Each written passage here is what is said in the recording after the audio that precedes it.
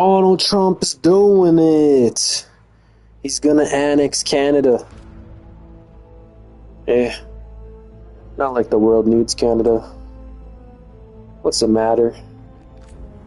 Breaking news!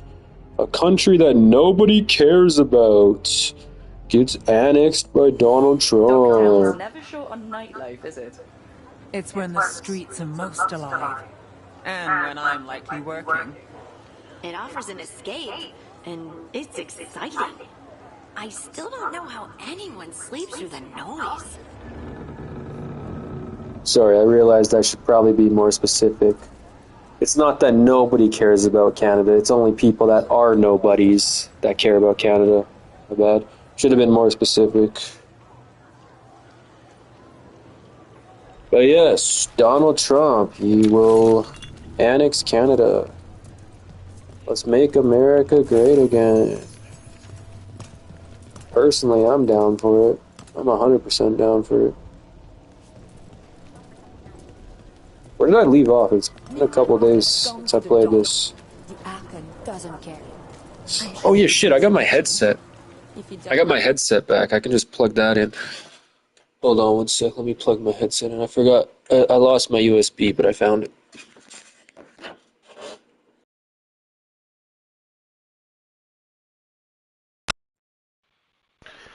Alright. Alright, I should be back. Let's see. What microphone do I got? Okay, yeah, we're on that microphone. Headset. Nice. Only because his cats So satisfying breaking these things.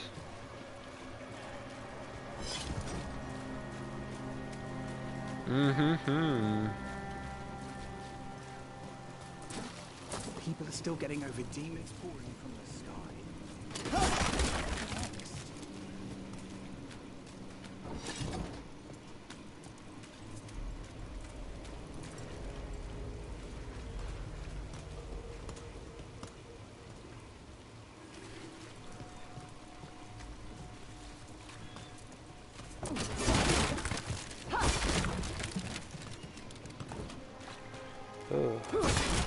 Yeah, I like breaking these things. Sometimes they'll give you stuff too.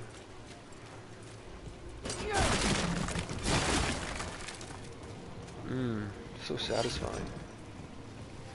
So something about we gotta take out the elven gods. That's really all I know about what's going on in the story. The story hasn't been too interesting.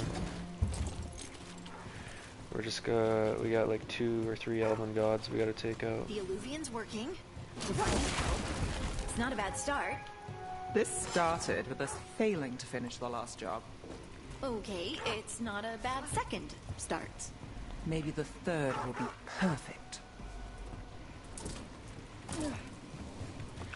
Doggy dogs. Some more doggy dogs. Look at these guys. Is that a pit bull? I don't know. Oh, you see that, Aslan? Look at that guy. Look, it's a dog. Look at that guy. It's another dog.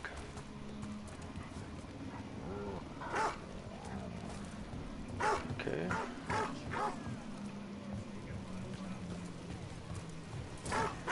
There's a lot of dogs.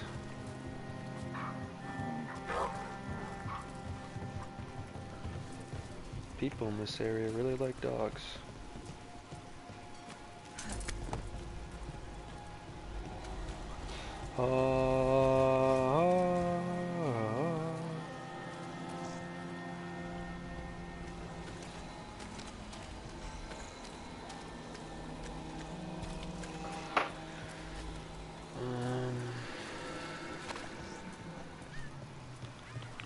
Break some more stuff here.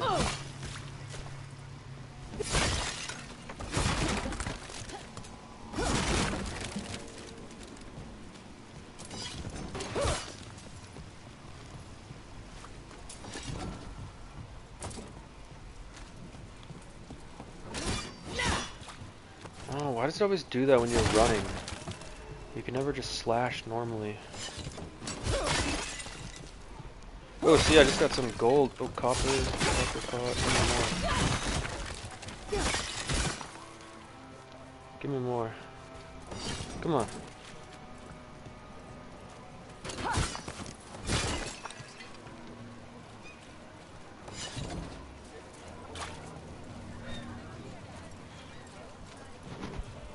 Look what we got, Aslan.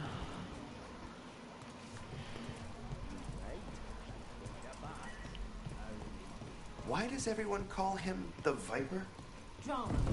He's A candle hop. Slavers aren't They carry sure messages their through the bits city. about Asher, Viper, Shadow There's a Dragon, secret things like that get people talking. layer behind the bookshelf.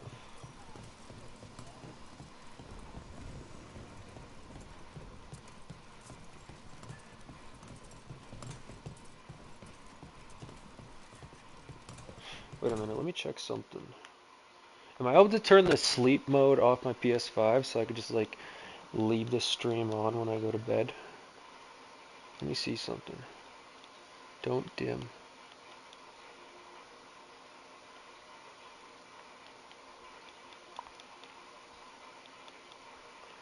The fuck? Why is there no option to adjust that? They don't want you streaming. They don't want you leaving your console on.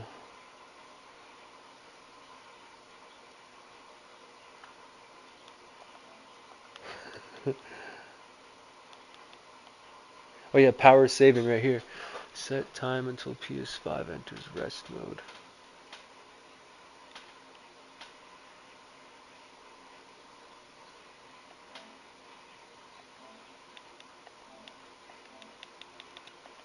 There we go. Don't put it in rest mode.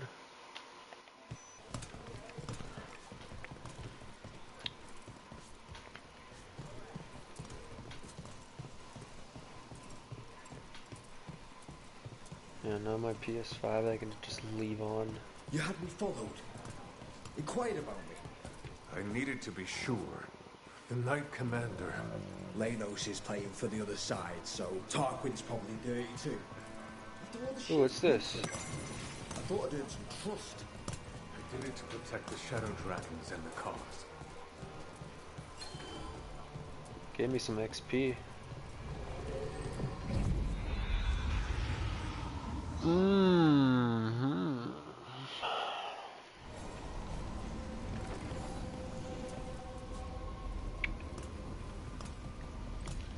Cool.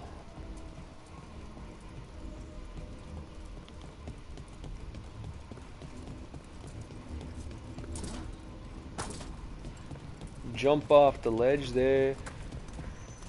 Return to the lighthouse. I don't even remember what's going on in the story. Spirits are returning. They should be safe now, with the defenders on alert. What the fuck? The spirits? Huh. So yeah, they're just ghosts then.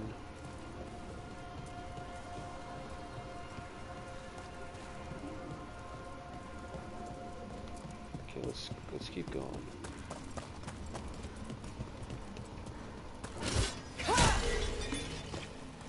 I don't even need a health potion.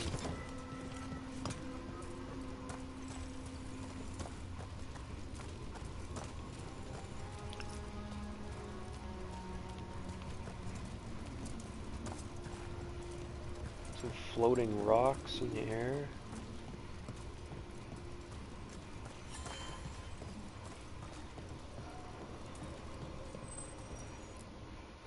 Gather your party. I like the party I got because I got the chick who can heal me. That's really all I need. I don't care about the other characters.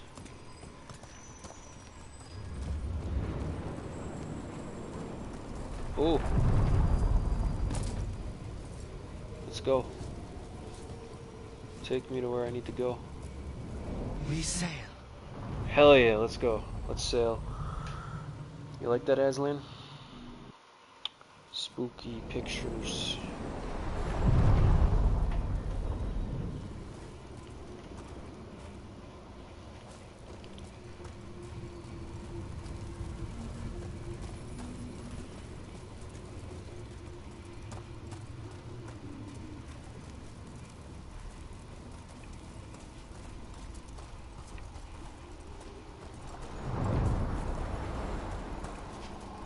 play this game up while we still can. Some tombstones and some coffins.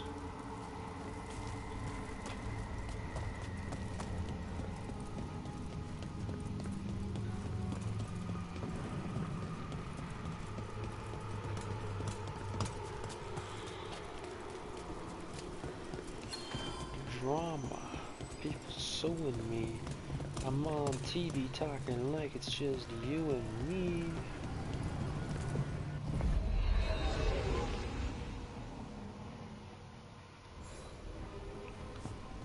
Oh yeah, and then see when I get in here it always takes my armor off. I don't know why. Talk to Varric. Okay. Let's talk to Varric. Whoever that is.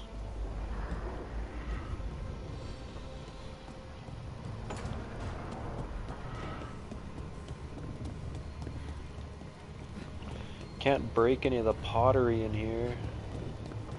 That's just great. I only got 10 XP for that one.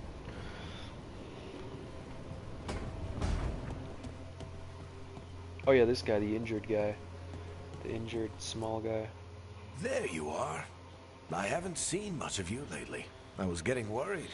Everything all right? Wait, that dagger. I've seen it before. Solus was using it at the ritual site. No, before that. Shit, it can't be. Look at it, Rook. Oh. What is it?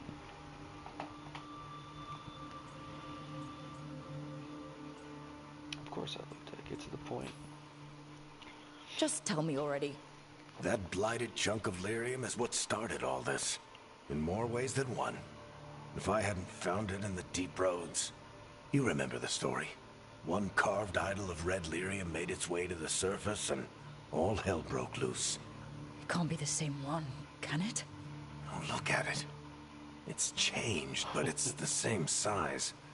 Same ring at the top. Not to mention, it's pure lyrium. No one, not even the dwarves in Orzammar, work pure lyrium like that. It's too dangerous.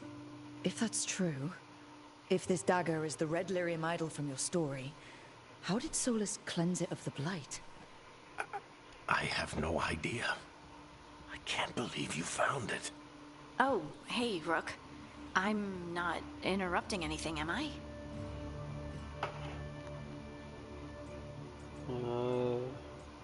No, go ahead. No. Something wrong? Things are weird, but I'm adjusting, I think. That's not what I came in here for, though. All right, Harding. What's on your mind? So, the Wardens. I know some. A married couple Varric and I met while we were tracking Solus. I'd almost forgot about that. I really am getting too old for this shit. You think they'll talk to us? After the first warden and everything? It's worth a try. I can write them and hope. Okay. Let's see who's in our corner.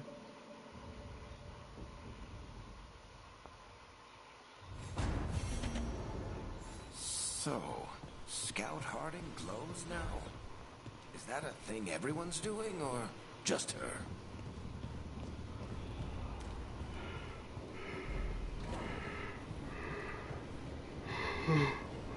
Ooh, Aslan, I'm tired. Yeah, I might head to bed soon, Aslan. What you think about that, Aslan? Should I go to bed soon? Can't jump over the fucking ledge? Alright, yeah, I can.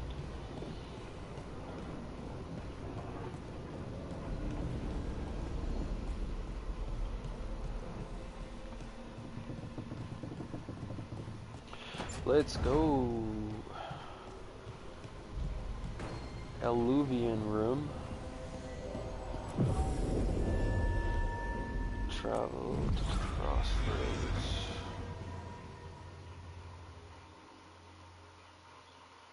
Meow.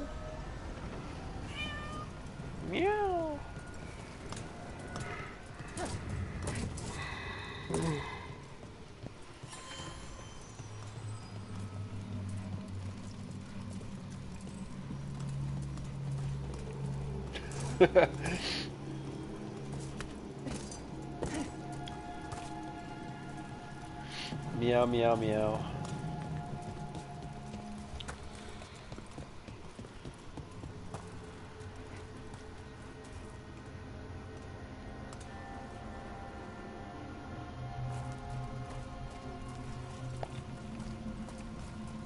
Cactus. Meow, yeah. I know. The dock's been fixed. The caretaker must be regaining control of the crossroads.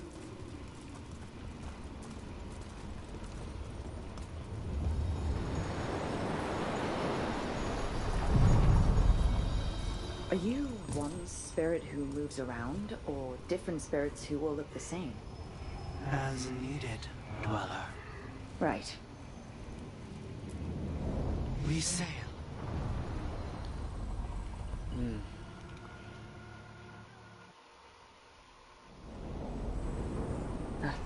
Cold. I felt it the moment the boat docked. That's the fade going right to your bones.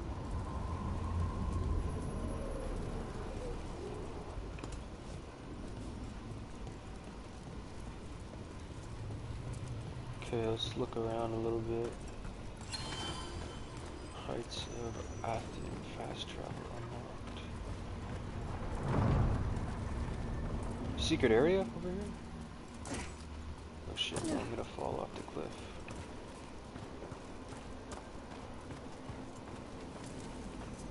What was that, Aslan? You heard that too? What was that? Just heard a clicking noise. I don't know what that was.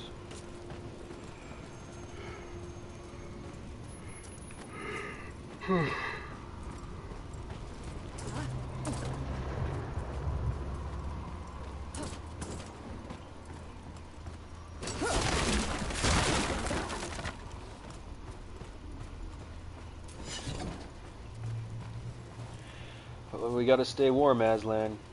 Get on top of the fire. There's no fire damage in this game, apparently.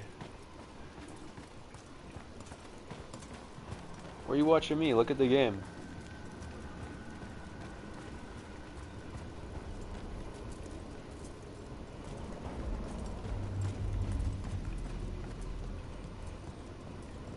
Huh. Can I go up this? I don't think I can. Oh, I can. WSP. WSP? What does that? Oh yeah, what's up? I think that means what's up. Let's clear them out. Hey, what's up, Freddy Fazbear 2.0? Remember me? No, did you change your name? Freddy Fazbear 2.0. Oh shit! I'm too focused on your comments. I almost died there. Shit.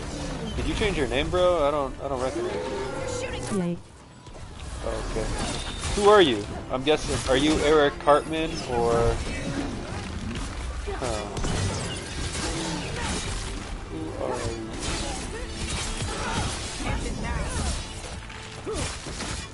I don't know Freddy Fazbear 2.0. Brody.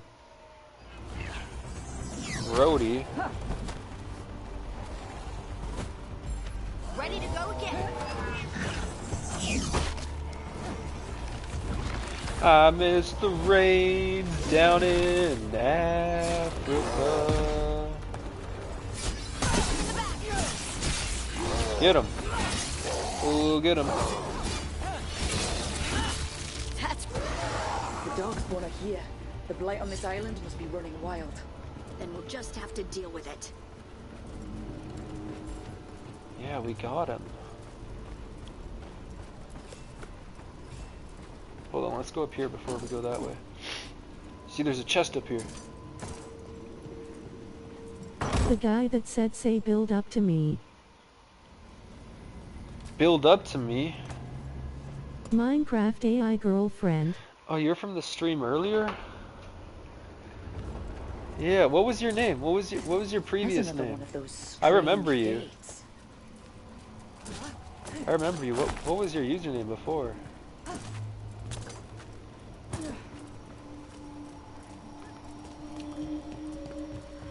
Oh shit, I could go. I didn't expect to go through that. What happened? This doesn't feel like the Fade. More like a dream, or... What the hell? What did I just go through? Aslan, what's going on? Oh, there's a chest. Yay. Oh, you're going, Aslan? Okay, goodbye, Aslan. Goodbye. Brody Lamager. Spirits, Fade friends, come forth. Enter the circle. Reveal yourselves. My first video. Is that him? Or a spirit posing as him. Your first video. Whoa, what's going on here? There's like a ritual. Spirits, the Dread Wolf asks for your assistance on a crucial mission. Does he think I'm one of these spirits? The false gods, the Evanuris, have overreached. I shall humble them. Within their citadel lies a relic, with the power to imprison even a god. With it, I can bring their tyranny to an end, forever. You are spirits of chaos, disorder, and disruption. We ask you to disrupt the Citadel's defenses. Give us the opening to get that relic. For freedom! We're seeing the past when Solus sent this spirit army against the gods. If we're spirits of disruption, let's act like it. I've been called disruptive a time or two. So funny. I'm tired. I'm so tired. When I go to sleep, I'm just gonna leave my PS5 on streaming. I'll just leave it on for 12 hours. I don't give a shit. Whoa! The railings are moving with me. Spirits! How did the wolf call up so many? Oh, there's a lot of them! Haha! These memories are real enough to sting. I just one-shotted them. Wow. What's the game called? Yeah, that's a good question. Dragon Age: The Veil Guard. It's a newer game. I would love to watch you sleep. What the fuck? Like in a weird way, or like, you want me to do a sleep stream? Oh, that'd be weird. I'd feel weird having people watch me while I sleep. No Diddy. You gotta say no Diddy. Blue smiling. You gotta say no Diddy, or else it's weird. What am I supposed to shoot? Think like a spirit of disruption. Brute. The gods told us this fortress couldn't be breached! Well, the gods lied to you. Feel the despair of the gods lying to you. How does it feel?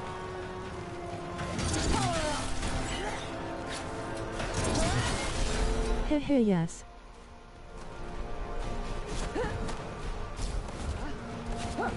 We got him. More enemies. Go! Oh shit.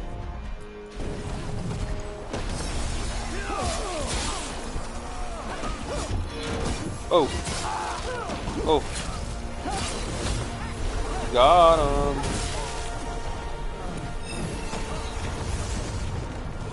Yes, baby, we live.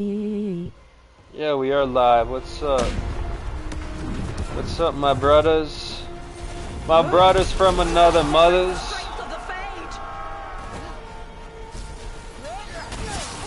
My sisters from different misters.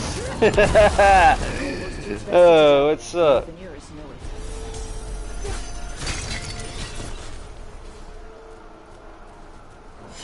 Oh shit. Oh shit, I just realized something. That's not good. Guys, should I order McDonald's? Guys, I kind of want more McDonald's.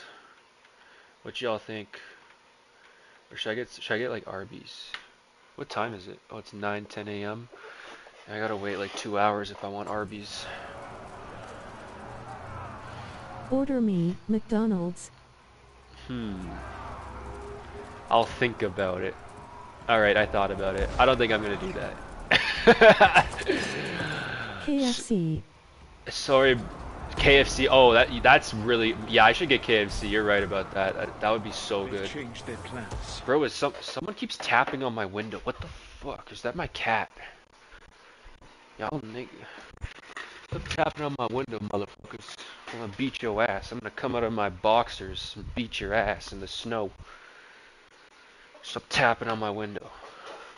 But yeah, I should get some KFC. That'd be good.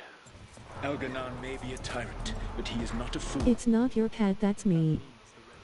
Stop. That's illegal. Sometimes I watch you sleep. I'm telling the policeman on you. I'm gonna tell a policeman that's illegal. It's illegal. You better not be watching me jack off, bro. I jack off like 6 times a day. Huh. Yo, what the fuck? Did someone just... I swear to God, someone's tapping on my window. I can't tell though because I got headphones on. Is that... What the fuck is going on? Is someone tap... Bro, Freddy Fazbear. What the fuck? It's not my cat. Yo, what is that? What is that? Why do I keep hearing tapping on my window? Bro, that's my favorite part of the day. How do we donate, browski? Sorry, bro. You can't donate. YouTube banned me from getting donations and monetization. But I appreciate you tuning in and viewing. That's better than a donation. I appreciate it, bro.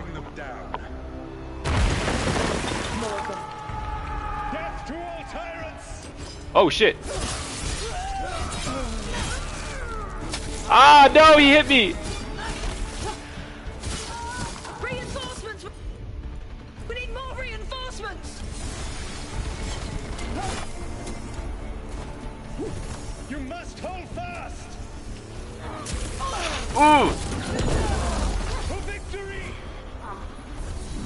Damn, bro wanted you to get a KFC meal on me. Oh, I appreciate that, man, but YouTube takes 30% of the cut anyways when you donate on YouTube. They take 30% of it. But no, I will get KFC. The gods send aid! This is as far as you go. You're hitting air. Are you making fun of my gaming skills? You better not be making fun of my gaming skills, because I'm an MLG pro gamer, bro. Disruption fought to the last, and it was all for nothing. We couldn't take the Citadel. Wait, that body's me. What? It was not for nothing, my friend. The distraction the spirits gave us allowed our agents to retrieve the relic. Distraction? No force could have breached their Citadel. But it was necessary for the enemy to believe we were committed. A heavy sacrifice. Yes, skill issue. Gave us a real chance to end the war. Nigga, no. You knowingly sent all those spirits to their deaths. Solus, we're supposed to be better than that. They died true to their nature, doing what they loved, Falasan. Let that be a comfort. That this war did not corrupt them into something different from what they were supposed to be.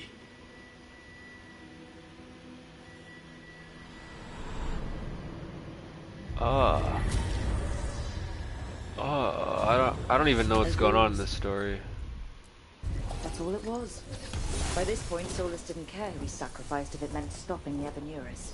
Maybe they would have volunteered to die for his cause, but he never asked. Memory soul condensed into that statuette. Maybe there's more to this.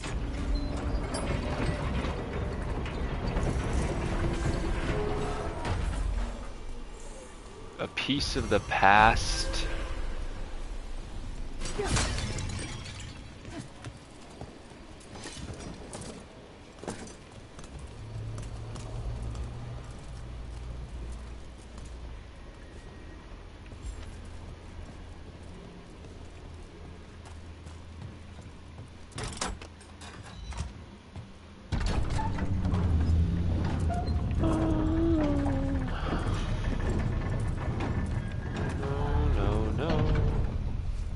You should subscribe to Freddy Fazbear's 2.0. Who's that? Who's that? Are they a porn star? Do they do porn? I'll subscribe to them if they do porn.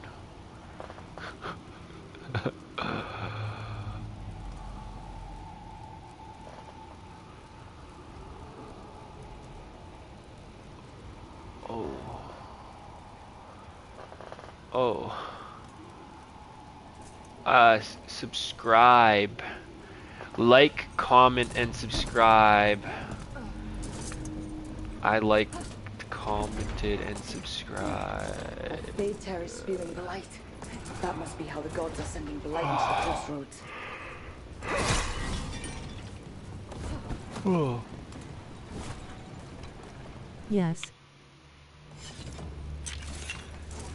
These bitches act like niggas and these niggas act like bitches. We got it all twisted. We do that. Well, I'm subscribed.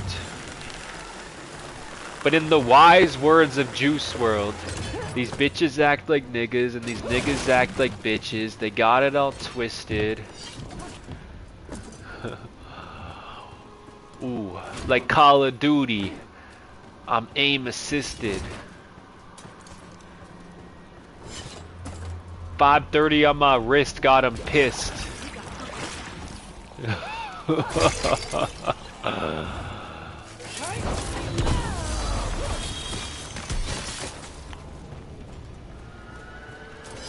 I'm sorry, Bataris got away. You win some, you lose some. Would you like me to get you something? Tea? Cake? Arrow in his temple? Whatever you need. I think at this point YouTube has my live streams shadow banned. I get so little viewers now. It's because I say crazy shit. They shadow banned me. YouTube doesn't like King Blacy.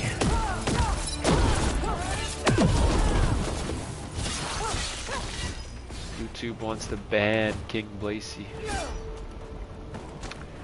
Well, you know what I gotta say to that? Just do it. If you want to do it, just do it. Just do it. Fuck you. I don't give a shit about YouTube. I see why they don't like you. Yeah, that's true. I say, if you want to ban me, I say just do it. Fuck but it's YouTube. okay, I like you. Oh yeah, thank you, thank you.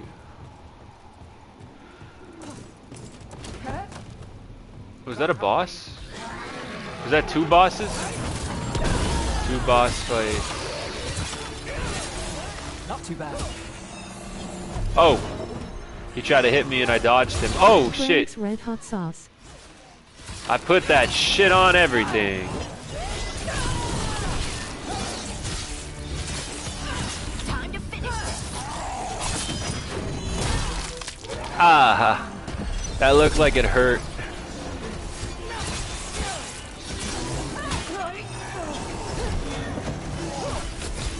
Oh no! Oh, don't you dare do that. Don't you dare touch my dick without my permission.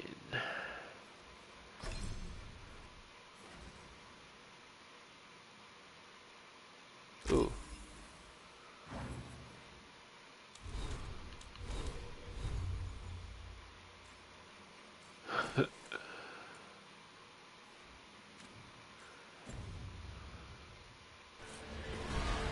Cool. I guess that's cool. What the fuck? Get up on there and then get going. Like that.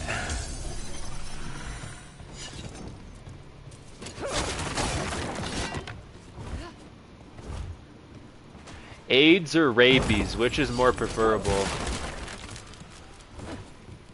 I mean, they're both pretty terrible, right? Or cancer. Which one's more preferable? AIDS, cancer, or rabies? Genuine question.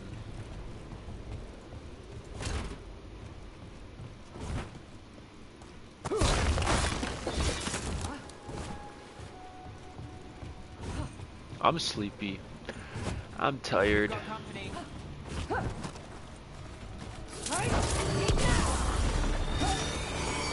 It's because of Billy from Saw.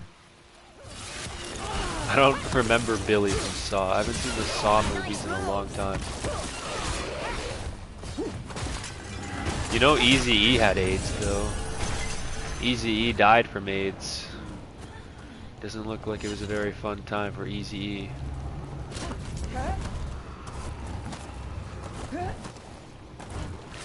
I can't breathe, I'm waiting for the exhale. I toss my pain with my wishes in the wishing well.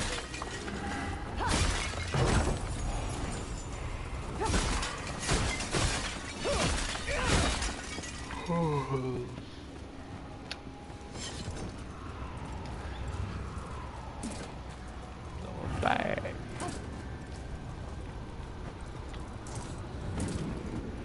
I had to tell my mama, yeah, I got that bag. I had to tell my twin, yeah, I got the racks. There's a problem.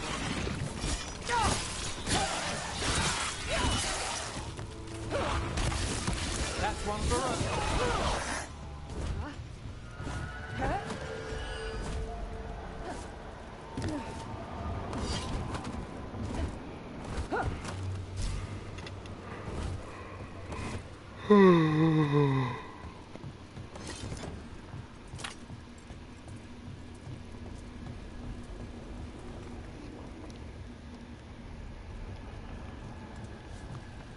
I should just go to sleep.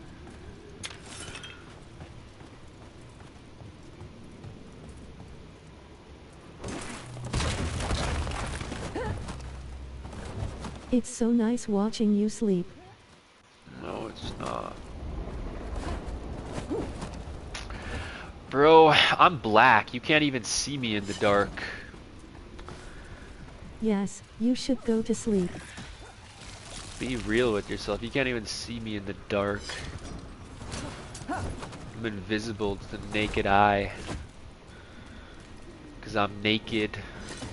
I'm naked when I sleep, so I'm naked to the invisible eye because I'm black.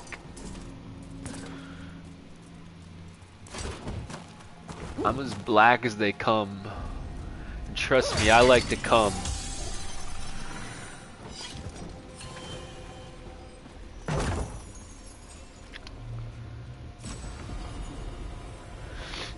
Alright, fuck this. Fuck this shit, I'm out. Fuck this shit, I'm out. I'm going to sleep. For real though. Maybe when I get up I'll get KFC, but... Or should I get KFC before I go to sleep? Or after I wake up? This is the age-old question that people have asked for centuries. KFC before you go to sleep or after you wake up? Let me see if KFC is even open first. Get my lazy ass over to KFC and let's not even order it. Let's just go to KFC today. Usually I order everything. Oh, it doesn't open for an hour? Fuck. Oh well. Guess I'll just wait an hour. And then I'll have KFC for breakfast. Mmm. Mmm. Mmm.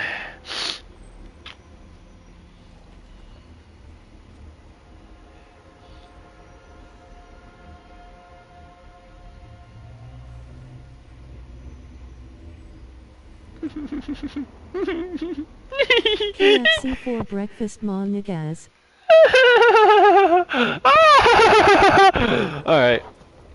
I'm just gonna leave my PS5. Goodbye.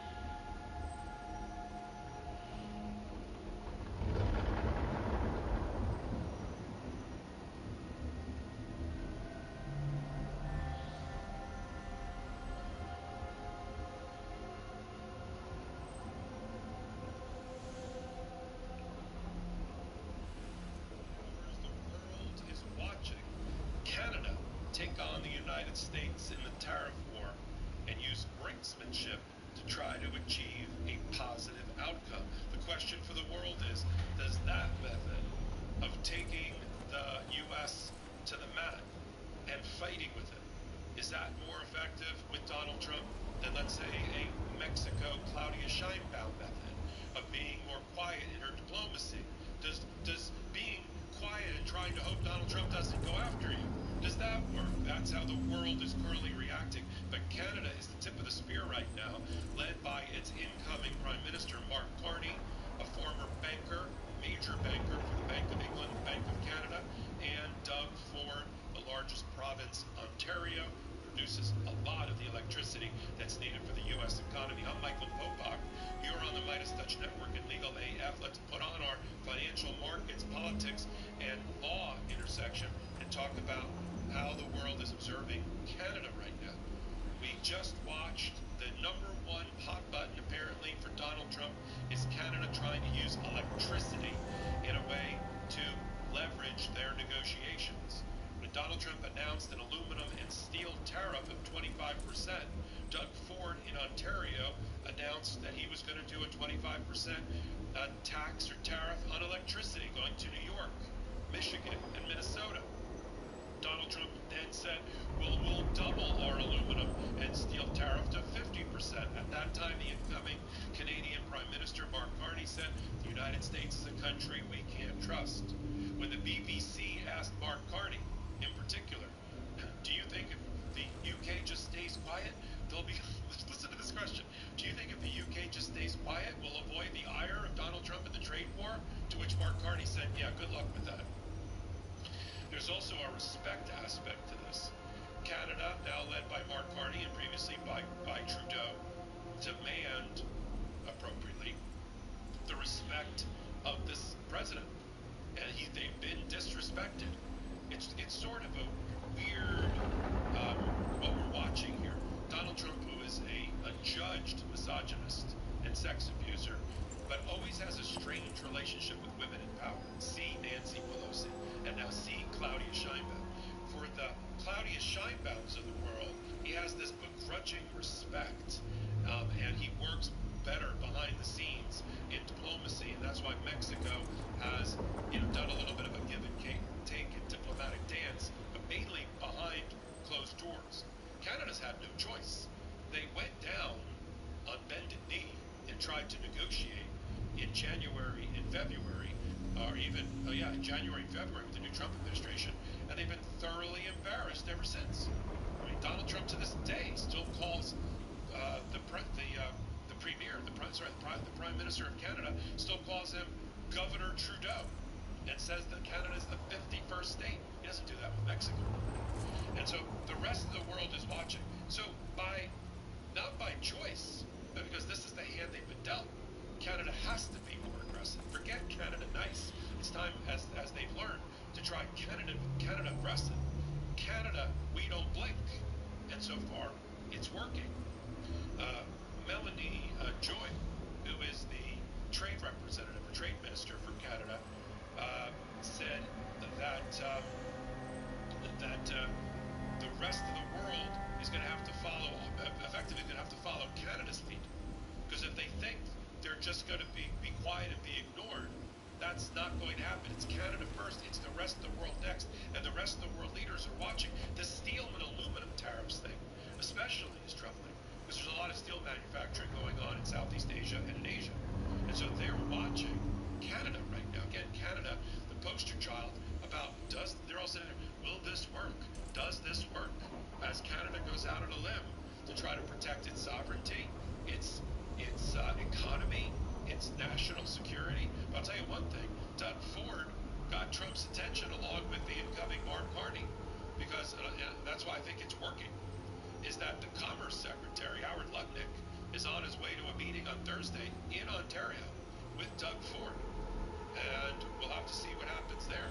I'm so excited to share with you guys an incredible scientific breakthrough to support our long-term health and wellness. C15 is the first essential fatty acid to be discovered in 90 years. And get this, studies have confirmed that it's 3 times better, broader, and safer than omega-3. It's pretty simple. ourselves healthy, which keeps us healthy. If you want to get sciencey about it, studies show that C15 works by strengthening our cells, improving our mitochondrial function, and protecting us against damaging free radicals. The result? Better long-term metabolic liver and heart health. It turns out many of us are deficient in C15, which results in weaker cells that make less energy and quit working earlier than they should. All of that makes us age faster, sleep poorly, feel sluggish. Is this sounding familiar? Fatty 15 is a science-backed, award-winning vegan and pure C15 supplement. By replenishing our cells with that essential C15 nutrient, Fatty 15 effectively repairs cells and restores our long-term health. Go science! Fatty 15 is made from a patented, pure, and oxidation-resistant C15 powder derived from plants. It's vegan-friendly, free of flavors, fillers, allergens, or preservatives. C15 is the only ingredient in Fatty 15, 100% pure. C15 works in multiple ways. It repairs age-related damage to cells, protects them from future breakdown, boosts mitochondrial energy output, and activates pathways in the body that help regulate our sleep, mood, and natural repair mechanisms that support What are you getting for lunch? This functionality leads to a myriad of exciting benefits now and as we get older, namely improved metabolic liver and heart health, smoother functioning joints, deeper sleep, and healthier hair and skin and nails. Now that's essential. It comes in a gorgeous, reusable glass bamboo jar, and refill capsules are shipped to your door quarterly in pouches made from recycled materials. Fatty 15 is on a mission to replenish our C15 levels and restore your long-term health. You can get an additional 15% off their 90-day subscription starter kit by going to fatty15.com/legalaf and use code legalaf at checkout. You know, there's other provinces in Canada that tried to work with Donald Trump, and they've been insulted.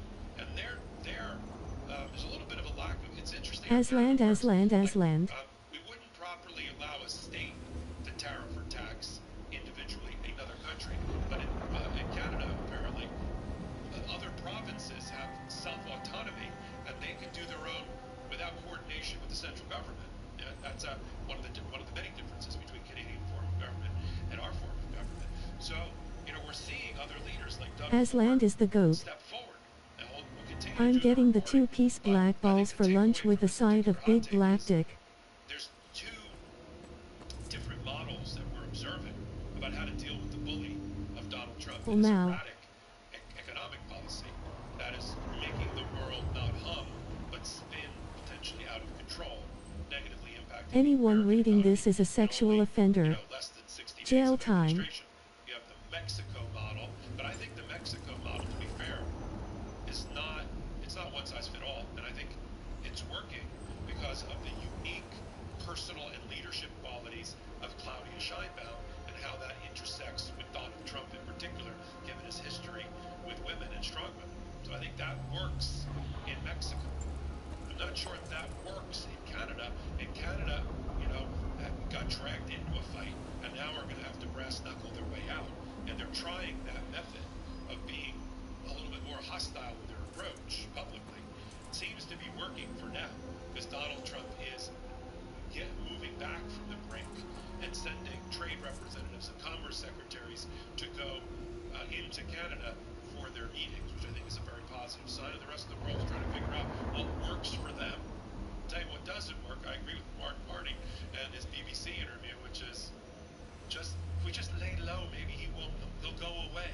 No, that's not how that's going to work. You know, a bully never goes away until you punch them in the face and eat their lunch in front of them. And that's what we're watching Canada do with great pride.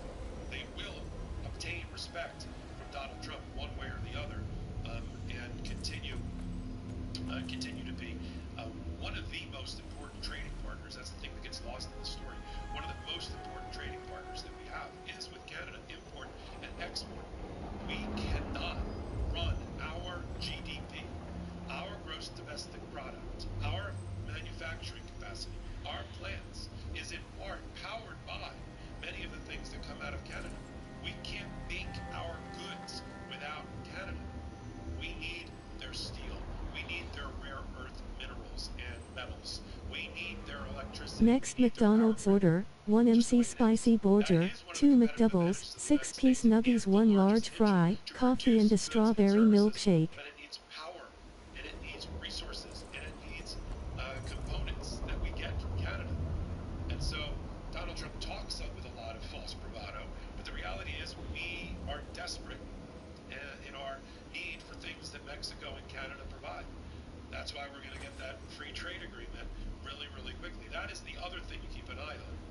It's getting back to the free trade pact that Donald Trump actually put in place. Sounds good, but I'm getting KFC today, maybe tomorrow. Now, it's going to come back. It's going to be another win in the trade war for Canada and Mexico. A war that Donald Trump started for no good reason.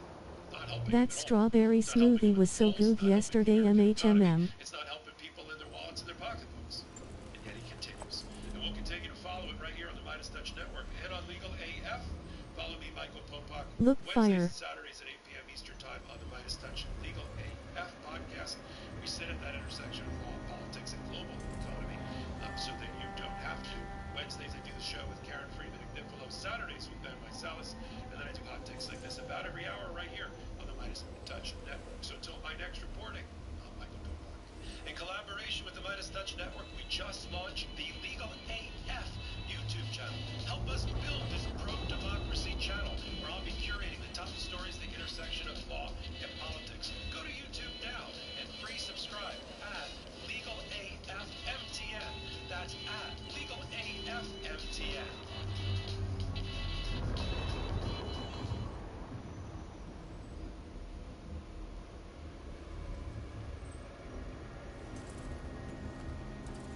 Thousands of people fired by Donald Trump are getting their jobs back today because of the first round of proverbial fireworks that went off in a California federal courthouse. And I just got the transcript of what happened there. Trying all day to get it. Finally got it. I really want to share this with you. I like it when you review your order, you pan the camera to Aslan face with tears of joy. Sent a lawyer to defend them in this case in federal court in California. But they are refusing to send any officials from the Trump administration to testify in this case, to explain what they have done and to be questioned about it.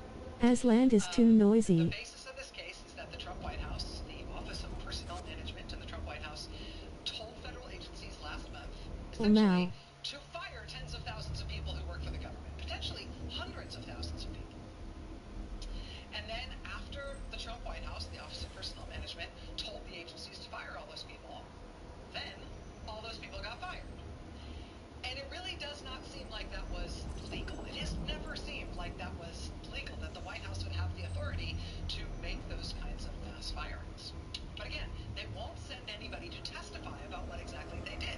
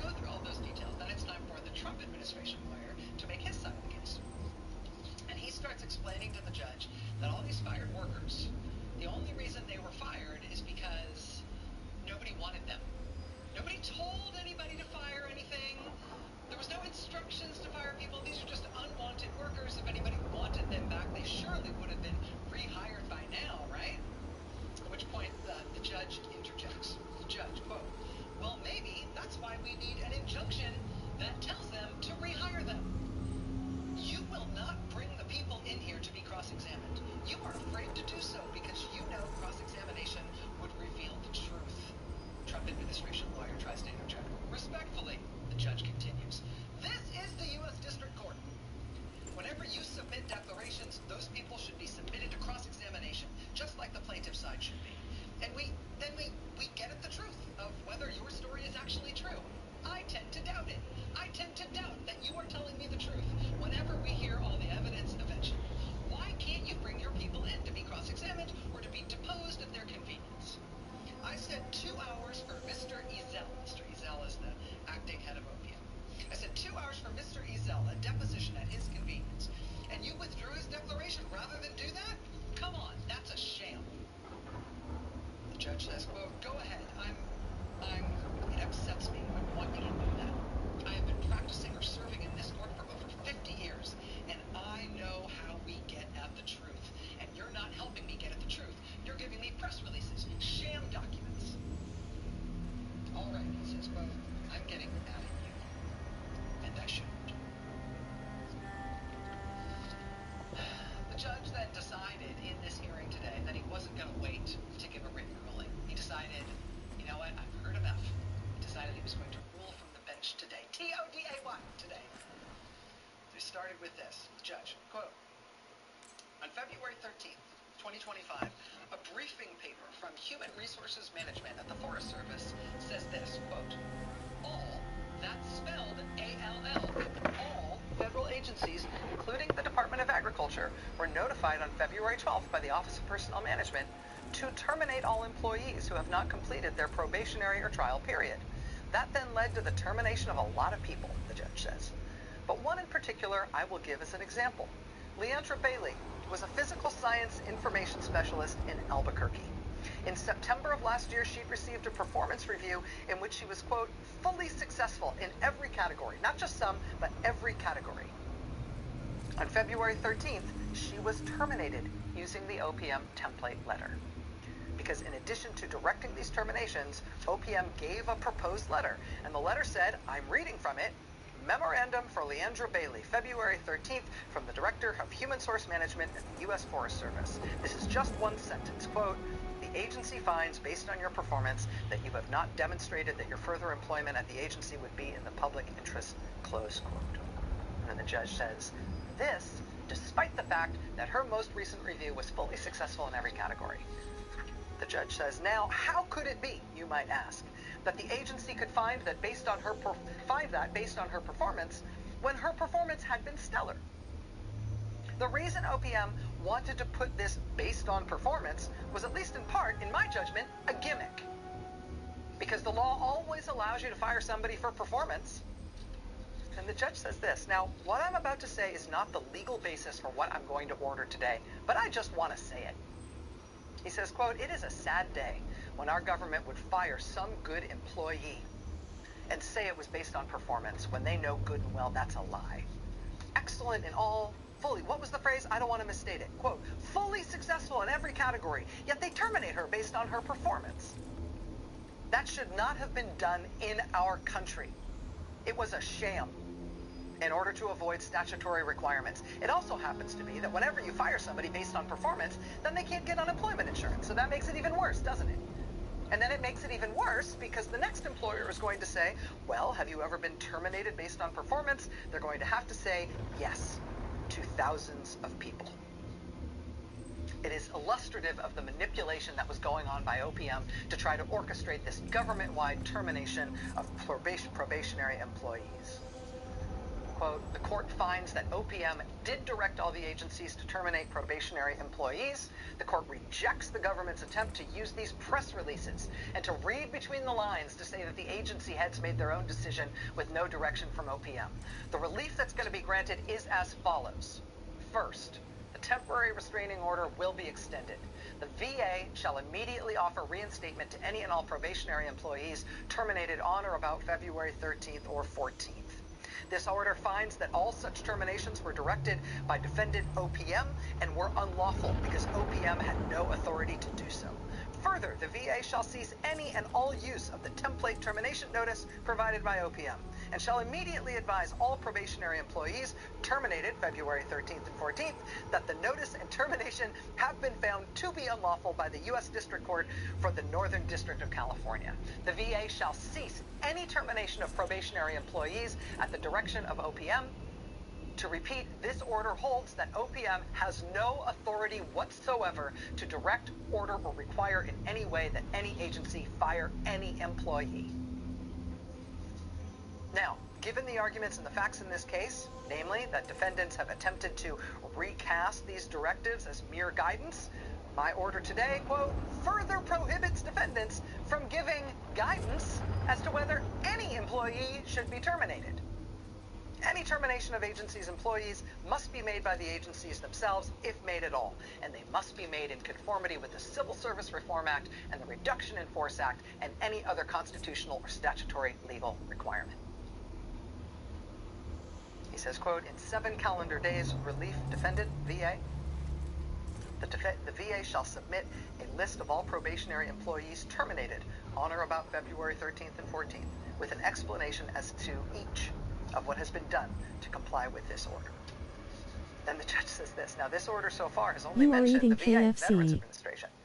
But the same relief is extended, and I'm not going to repeat it, but I'm extending the same relief to the Department of Agriculture, the Department of Defense, the Department of Energy, the Department of the Interior, the Department of Treasury. And so it's the VA plus all those other agencies. He says, and this is without prejudice to extending the relief later in further to other agencies. The judge then closes with this. I will try to get out a short memorandum opinion that elaborates on this order, but this is the order, and it counts effective immediately. Please don't say, oh, I'm waiting for the written order. This is the order from the bench. And then the judge then closes with this admonition to the Trump administration lawyer. Quote, if you want to appeal to the Court of Appeals, God bless you. I want you to, because I'm tired of seeing you stonewall on trying to get at the truth. And that is how thousands of people who work in our government, who Donald Trump and his top campaign donor tried to fire, that is how thousands of Americans got their jobs back today. At the VA, at USDA, at the Defense Department, at the Department of Energy, at the Department of Interior, which includes the National Park Service, at the Treasury Department, which of course includes the IRS. The court ruling also means that the Office of Personnel Management, which they've been using as like the central office for all this stuff that DOJ has been doing, right? The Office of Personnel Management at the White House can no longer tell anyone anything about anybody who should be fired for any reason from any part of the U.S. government. This is the order.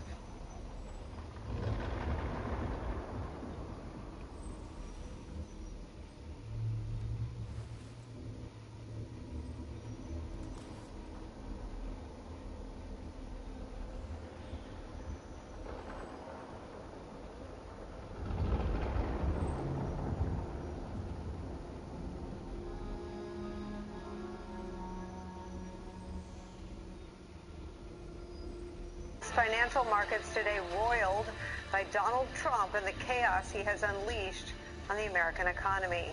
The Dow is down more than 2%, around 900 points today, after Trump, in an interview on Fox News, refused to rule out a recession. Watch those comments. Are you expecting a recession this year? I hate to predict things like that. There is a period of transition because what we're doing is very big. We're bringing wealth back to America. That's a big thing. And there are always periods of, it takes a little time. It takes a little time. But I think it should be great for us. I mean, I think it should be great. Should be great. Markets didn't think so, clearly disagreeing with that. Spooked by what Trump called there a, quote, period of transition. All major stock indices are now below the levels they were when Donald Trump was inaugurated. That may be one reason why in that Fox interview, Trump said this, quote, you can't really watch the stock market, end quote, a sudden about face from the kinds of things he said during his first term, when markets were his most favorite metric. Today's sell-off and investor concerns are focused around one thing, that Trump's policies, which often come with sudden and surprising reversals, is sending the economy into a recession. New York Times reports this, quote, President Trump inherited an economy that was, by most conventional measures, firing on all cylinders. Wages, consumer spending, corporate profits were rising, unemployment was low. The inflation rate, though higher than normal, was falling. Just weeks into Trump's term, the outlook is gloomier. The sudden deterioration in the outlook is striking, especially because it is almost entirely a result of Trump's policies and the resulting uncertainty. Tariffs and the inevitable retaliation from trading partners will increase prices and slow down growth. Federal jobs cuts will push up unemployment and could lead government employees and contractors to pull back on spending while they wait to learn their fate. Deportations could drive up costs for industries like construction and hospitality that depend on immigrant labor.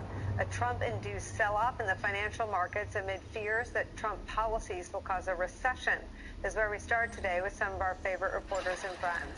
NBC News White House correspondent Vaughn Hilliard is here.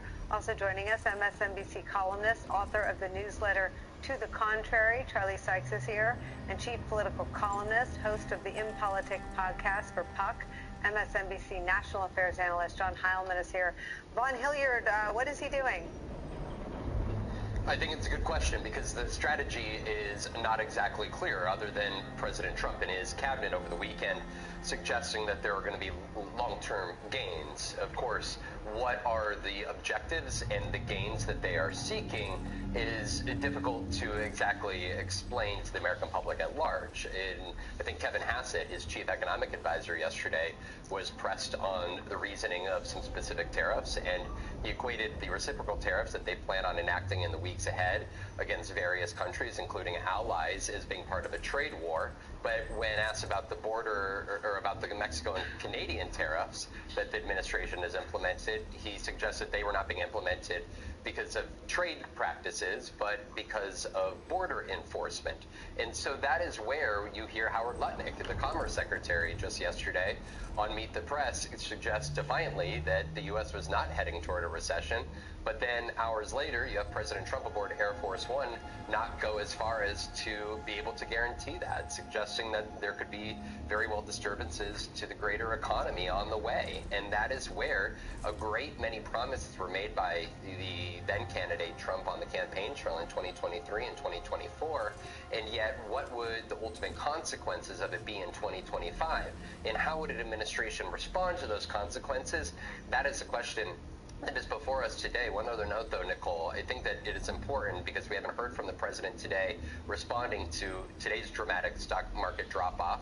Last week, the S&P 500 dropped by 3%, and if you go back in time, in 2019, when he was in office, the stock market fell one particular day, and he blamed the Russia impeachment hoax on the stock market falling that day. And then a year ago, there was a good day on the stock market. He wasn't in office, but he said it was because Americans were expecting him to get back into office. And then you go back to last August, there was that day in which the stock market fell right after Kamala Harris had ascended to the top of the ticket.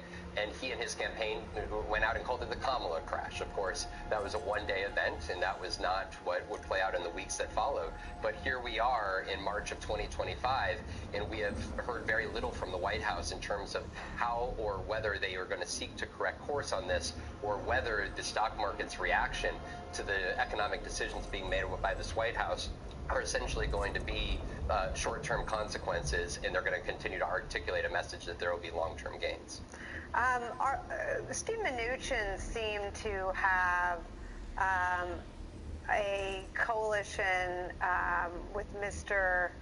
I think Gary Cohn was in there as well, where they could speak truth to Donald Trump and stave off cataclysmic days like this for everyone who watched their retirement savings plunge, for everyone whose livelihoods are tied to America's economy, which is everyone. Does this speak to the weakness of the current economic cabinet members? I think Howard Lutnick is, been the biggest cheerleader Donald Trump could find during the cabinet meetings He was the one who heralded the accomplishments of President Trump. And when you look at Scott Bessent, his Treasury Secretary, just on Friday, when he was asked about on CNBC about the strategy behind the tariffs being implemented and then some tariffs being rescinded, he called it an organic decision-making process, effectively acknowledging that it's an hour-by-hour, day-by-day decision coming out of the White House. And I think that that is also where I think Kevin Hassett is such an interesting figure in all of this. He was there during the first Trump administration. He was the one who is at the forefront of negotiating NAFTA 2.0, or the USMCA trade agreement, at the direction of then President Trump.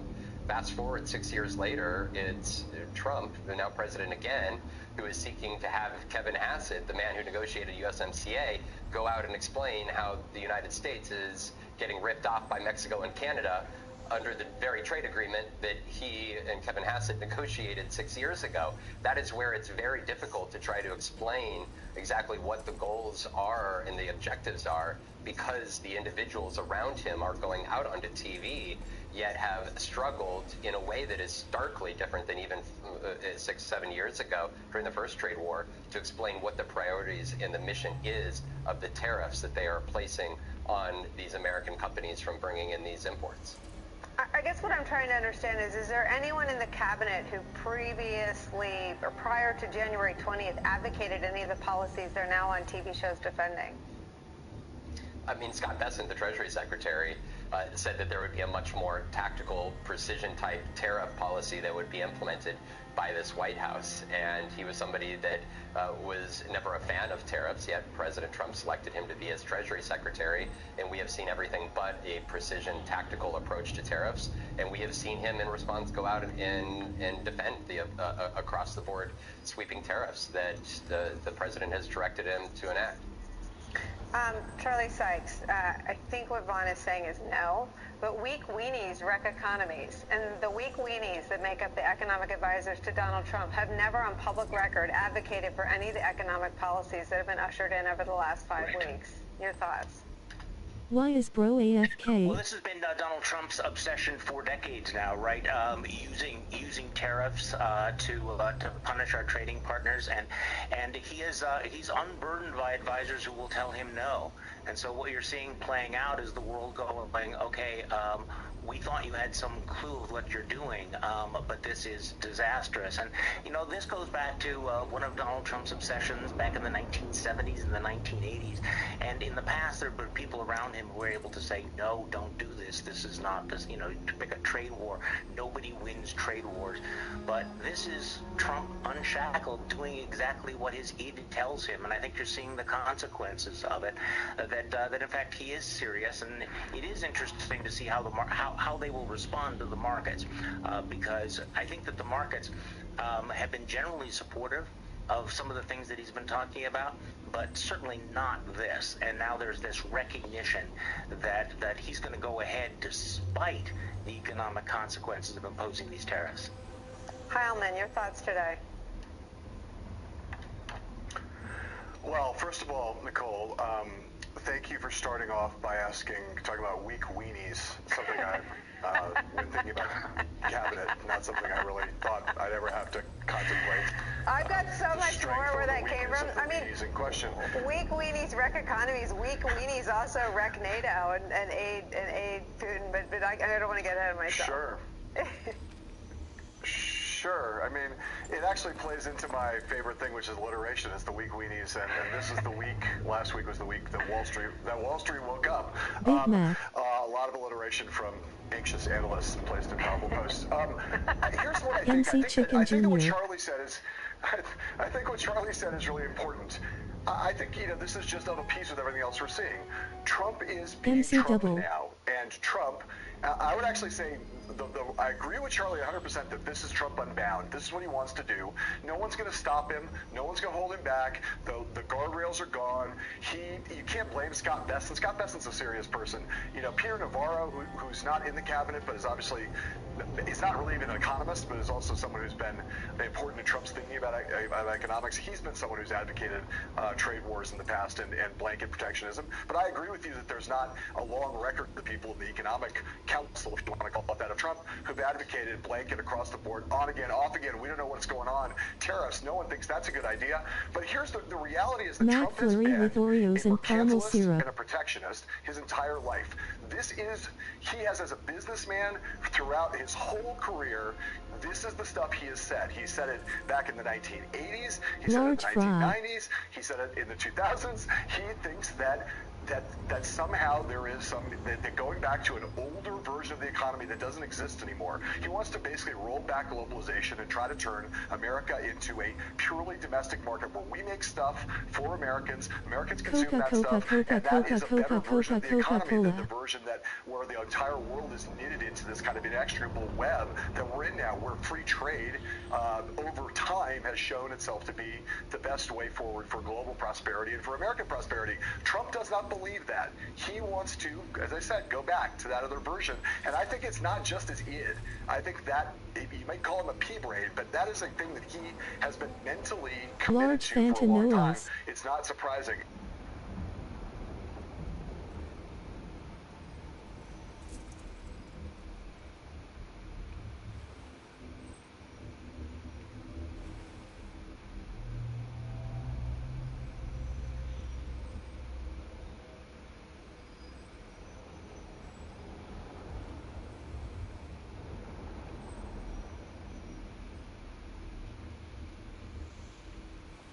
Well, today, Donald Trump backed down. Big surprise. Donald Trump backed down. Again. So, not so big a surprise. Donald Trump backed down again, and once again proved himself the weakest, most irrational negotiating president in history today when he backed down after one of his out-of-control threats to impose 50% tariffs, double them, 50% tariffs on Canada. Starting tomorrow morning, the stock market was already crashing downward and then sunk further after Donald Trump's unhinged threat of 50% tariffs against Canada. And then the stock market got some good news.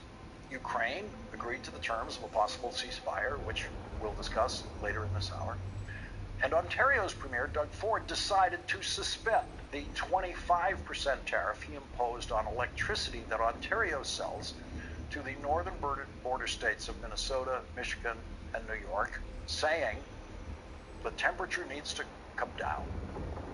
And then Donald Trump's temperature came down a little bit. He dropped his threat of 50% tariffs starting tomorrow morning, and the stock market then stabilized for the rest of the day with a huge loss, but it didn't keep sinking. It stabilized at a loss of 478 points. It was on its way to a much, much bigger loss. These are, as I was just saying, fantastically exciting days to be watching CNBC's daily coverage of the stock markets, which normally puts reasonable people to sleep, because normally CNBC is reporting on the most stable economy in the world and the strongest stock market in the world. And for certainly all of the Biden years, the stock market was doing very well, setting new record highs all the time. And the economists and stock analysts who appeared on CNBC and the CEOs were all sharing variations on how to get richer that day in the Biden stock market. But now, some of the CNBC regulars, who like good airline pilots never want to sound panicked, sound as close to panicked as they can get. If those two good developments, perhaps a stand down on the Canadian tariffs and hopefully a ceasefire in Ukraine, if they hadn't come up, I think we would have had another 1,000-point drop day to day. I mean, it's clearly this disruptive, destructive, if I should say so, up and down trade policy that has really worried the market and sowed uncertainty among consumers and businesses. Disruptive and destructive. That is the distinguished Professor Jeremy Siegel, who teaches economics At Donald Trump's alma mater, the University of Pennsylvania, Wharton School. Here is what the worst economic student ever to attend Wharton said about that today. Mr. President, you mentioned the ups and downs in the stock market. You said it'll go up, it'll go down. But do you and your tariff policies right now bear any responsibility for the turmoil we're seeing this week? Biden gave us a horrible economy. He gave us horrible inflation. And I think the market was going to go very, very bad. Biden gave him the strongest economy any president has ever handed off to another president. He gave him the highest stock market any president has ever handed off to another president. And so that answer would get Donald Trump an F in Professor Siegel's class today. And what Donald Trump wrote at 10:15 a.m. today would get him kicked out of the Wharton School. That is when he publicly posted on social media his threat of 50% tariffs. When the stock market was already headed down, Donald Trump's crazy statement about 50% tariffs made it so much worse. But the thing that would have gotten him kicked out of the Wharton School was not what he said about tariffs in that post. It's what he said about making Canada the 51st state. If Donald Trump had said that in a college class, they probably would have sent him straight to the infirmary to see if anything medical or neurological was causing the very early onset dementia that he would have been exhibiting in that classroom. Here's what he said that is very important to American workers about making Canada the 51st state. And let me first stipulate this. It's never going to happen. I don't even like to talk about it. I normally don't discuss the Canada 51st state thing in any detail because it's so ridiculous. But what's important about his statement about it today, it shows the profound depth of stupidity in what Donald Trump is saying about making Canada the 51st state. If he just said, make Canada the 51st state and left it at that, that would be one level of stupidity. But he keeps going. He said this would make all tariffs and everything else totally disappear. There would no longer be a northern border problem. Now, auto workers in Michigan and Ohio and factory workers everywhere in the country who Donald Trump pretends he's trying to protect should think about what that stupid thing Donald Trump actually said that will never happen would actually mean to them. It would mean that all the American cars being made in Canada right now that Donald Trump doesn't want to be made in Canada would still be made in Canada. Every factory in Canada would still operate, and there would be zero tariffs on anything coming into the rest of the states from our 51st state, which means that every manufacturing job in Canada now would stay in Canada, and your manufacturing job in Michigan might just move over to that new state of Canada, because it's the same country. And how would factory workers in the 48 states below Canada feel about the newest state taking their jobs? That utterly demented statement by Donald Trump about making Canada the 51st state completely contradicts his stated desire to move Canadian auto manufacturing jobs across the border into the United States. And now I apologize for even entertaining Donald Trump's dementia to that extent, but it is worth pointing out that within the stupidest thing he says in his social media post, there's actually an even deeper level of stupidity that is ignored by every single reporter who quotes Donald Trump saying that he once again wants to make Canada the 51st state. If Joe Biden had ever said anything like what Donald Trump said about Canada today, everyone else in the news media would have said what I'm saying about Donald Trump right now. Donald Trump's mind doesn't work. Donald Trump is mentally incapable of doing the job he was elected to do. It's not even close. It's not like, well, Donald Trump is almost smart enough for this job. No, Donald Trump's mind does not work. It is broken. It cannot be fixed. Donald Trump does not understand the English language. Some of the simplest words in the English language are beyond him. A word like, say, illegal. Donald Trump really doesn't know what it means. He doesn't. which is why he was convicted of 34 felonies in Manhattan. I believe Donald Trump didn't realize that the way he was paying off Stormy Daniels was illegal, but ignorance of the law is no defense in a courtroom. And Donald Trump's illegal imposition of tariffs is something that doesn't bother him in the least. But whenever Donald Trump does use the word illegal, he is always wrong. Like today, when he said it is illegal for people to not buy Teslas. He said that, and he's still president. He said it is illegal.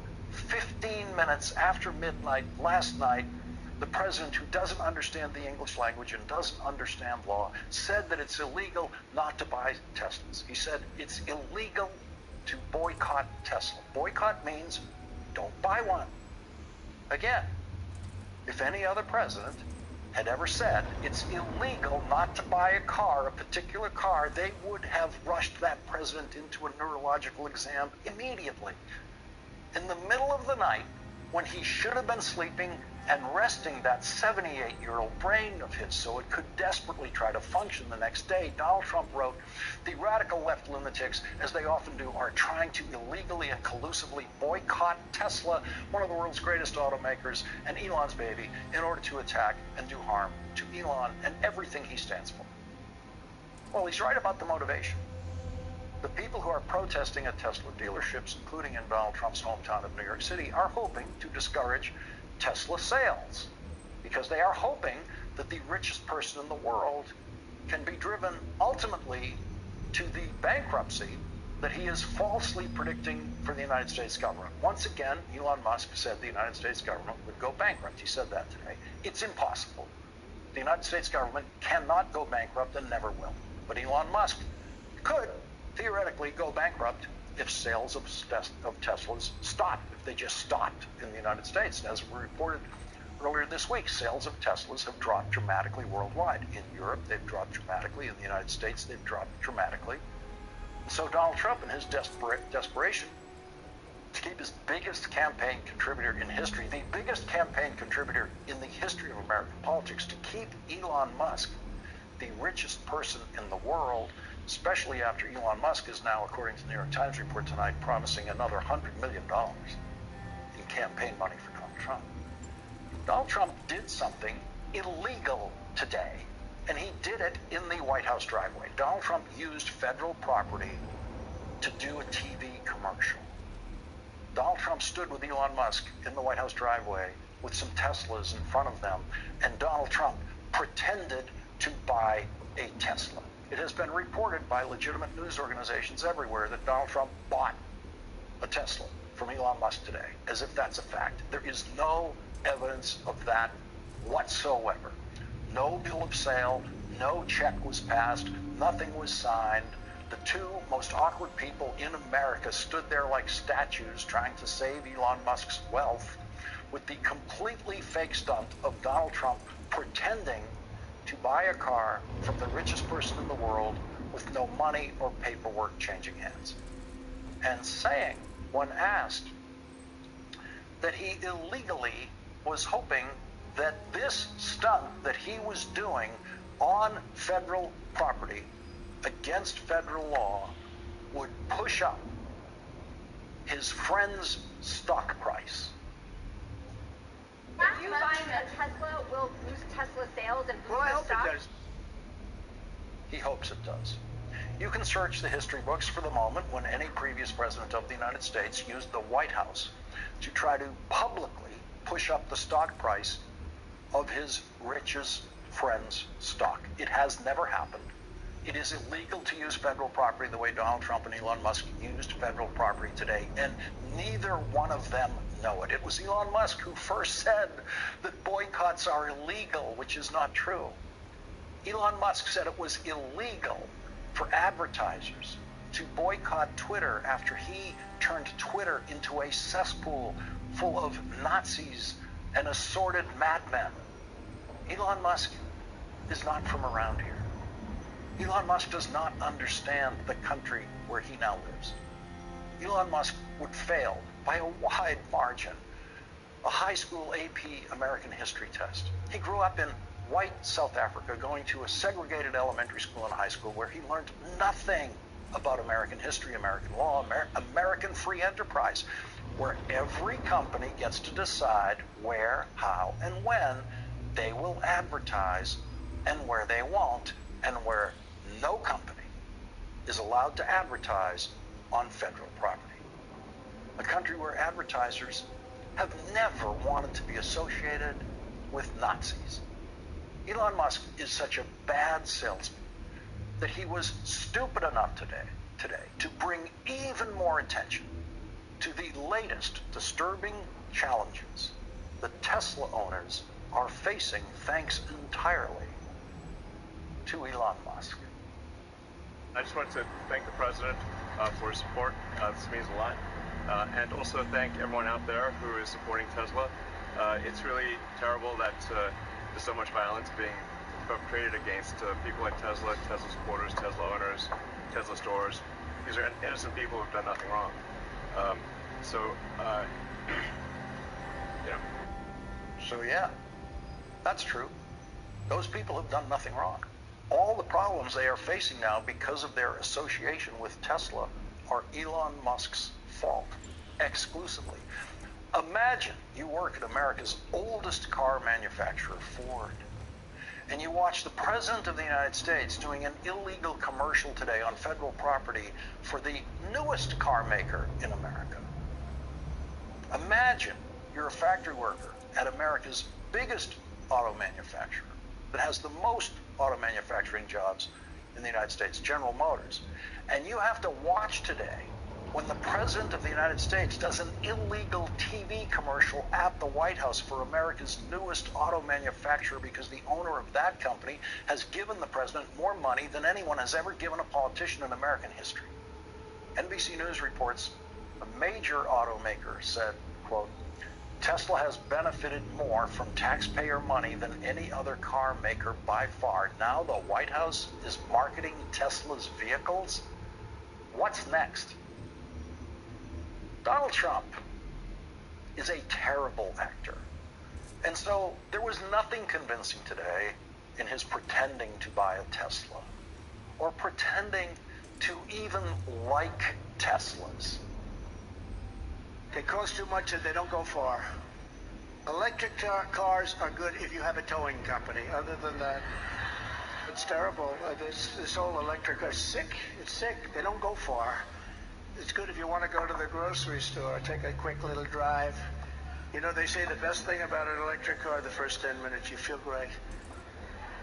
The next 45 minutes, you're worried about where the hell am I going to get a recharge? So it's a problem. But they don't go far, and they're very expensive. And the other thing is you'll never make them in this country because everything you need for an electric car is in China.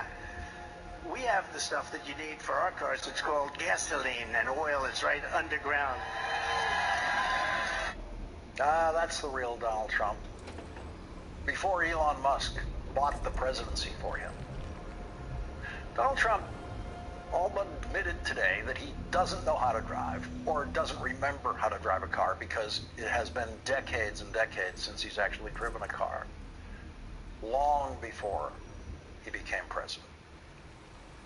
You don't want me to drive it, do you? Let's take a look at that. Mr. President, you gonna get wrapped in gold? Think Biden could get into that car? Yeah. I think Biden could get into that car. Here comes the president now.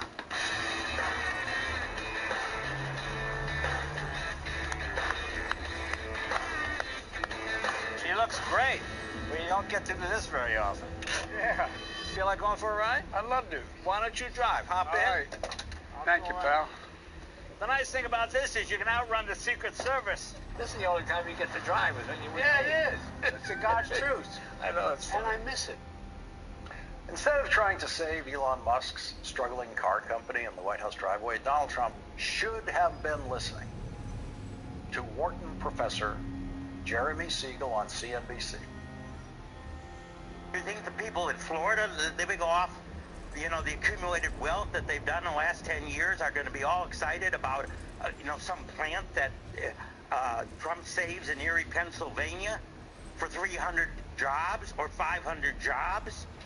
By the way, producing something that they could have brought cheaper without the tariffs beforehand. I mean, it just doesn't make sense. Don't forget, almost half the American public owns stock, if not directly, indirectly, through their 401ks, through their IRAs, through their pension funds. You have 180 million, 150 million people there. So, we're going to bring some manufacturing back to the U.S. How many jobs is that? Less than 1/10 of 1%? Yes, I understand what happened to the heartland and the manufacturing there, by the way, which happened everywhere in the world, which also happened to Europe and everywhere else. What we have seen over the last 40 or 50 years, the deindustrialization of the West is really due to the fact that China, India, the rest of the world opened up, industrialized, and could produce goods of equal quality at 30% to 40% less price. So, that's just a fact of world trade. And we economists have talked about the gains from trade. We want to protect the people that are hurt. But this idea about, going through a recession, unemployment 6-7%, and then what? When are these factories going to be built, and how many are they going to employ? When we, if we're going to lay off 2 or 3 million, we're not producing anywhere near that amount of manufacturing jobs. The numbers don't add up in that Speaking story. of numbers, and that's why the Wall Street Journal's editorial on Donald Trump's trade war that will appear in tomorrow's print edition of the Wall Street Journal says, "We said from the beginning that this North American trade war is the dumbest in history, and we were being kind."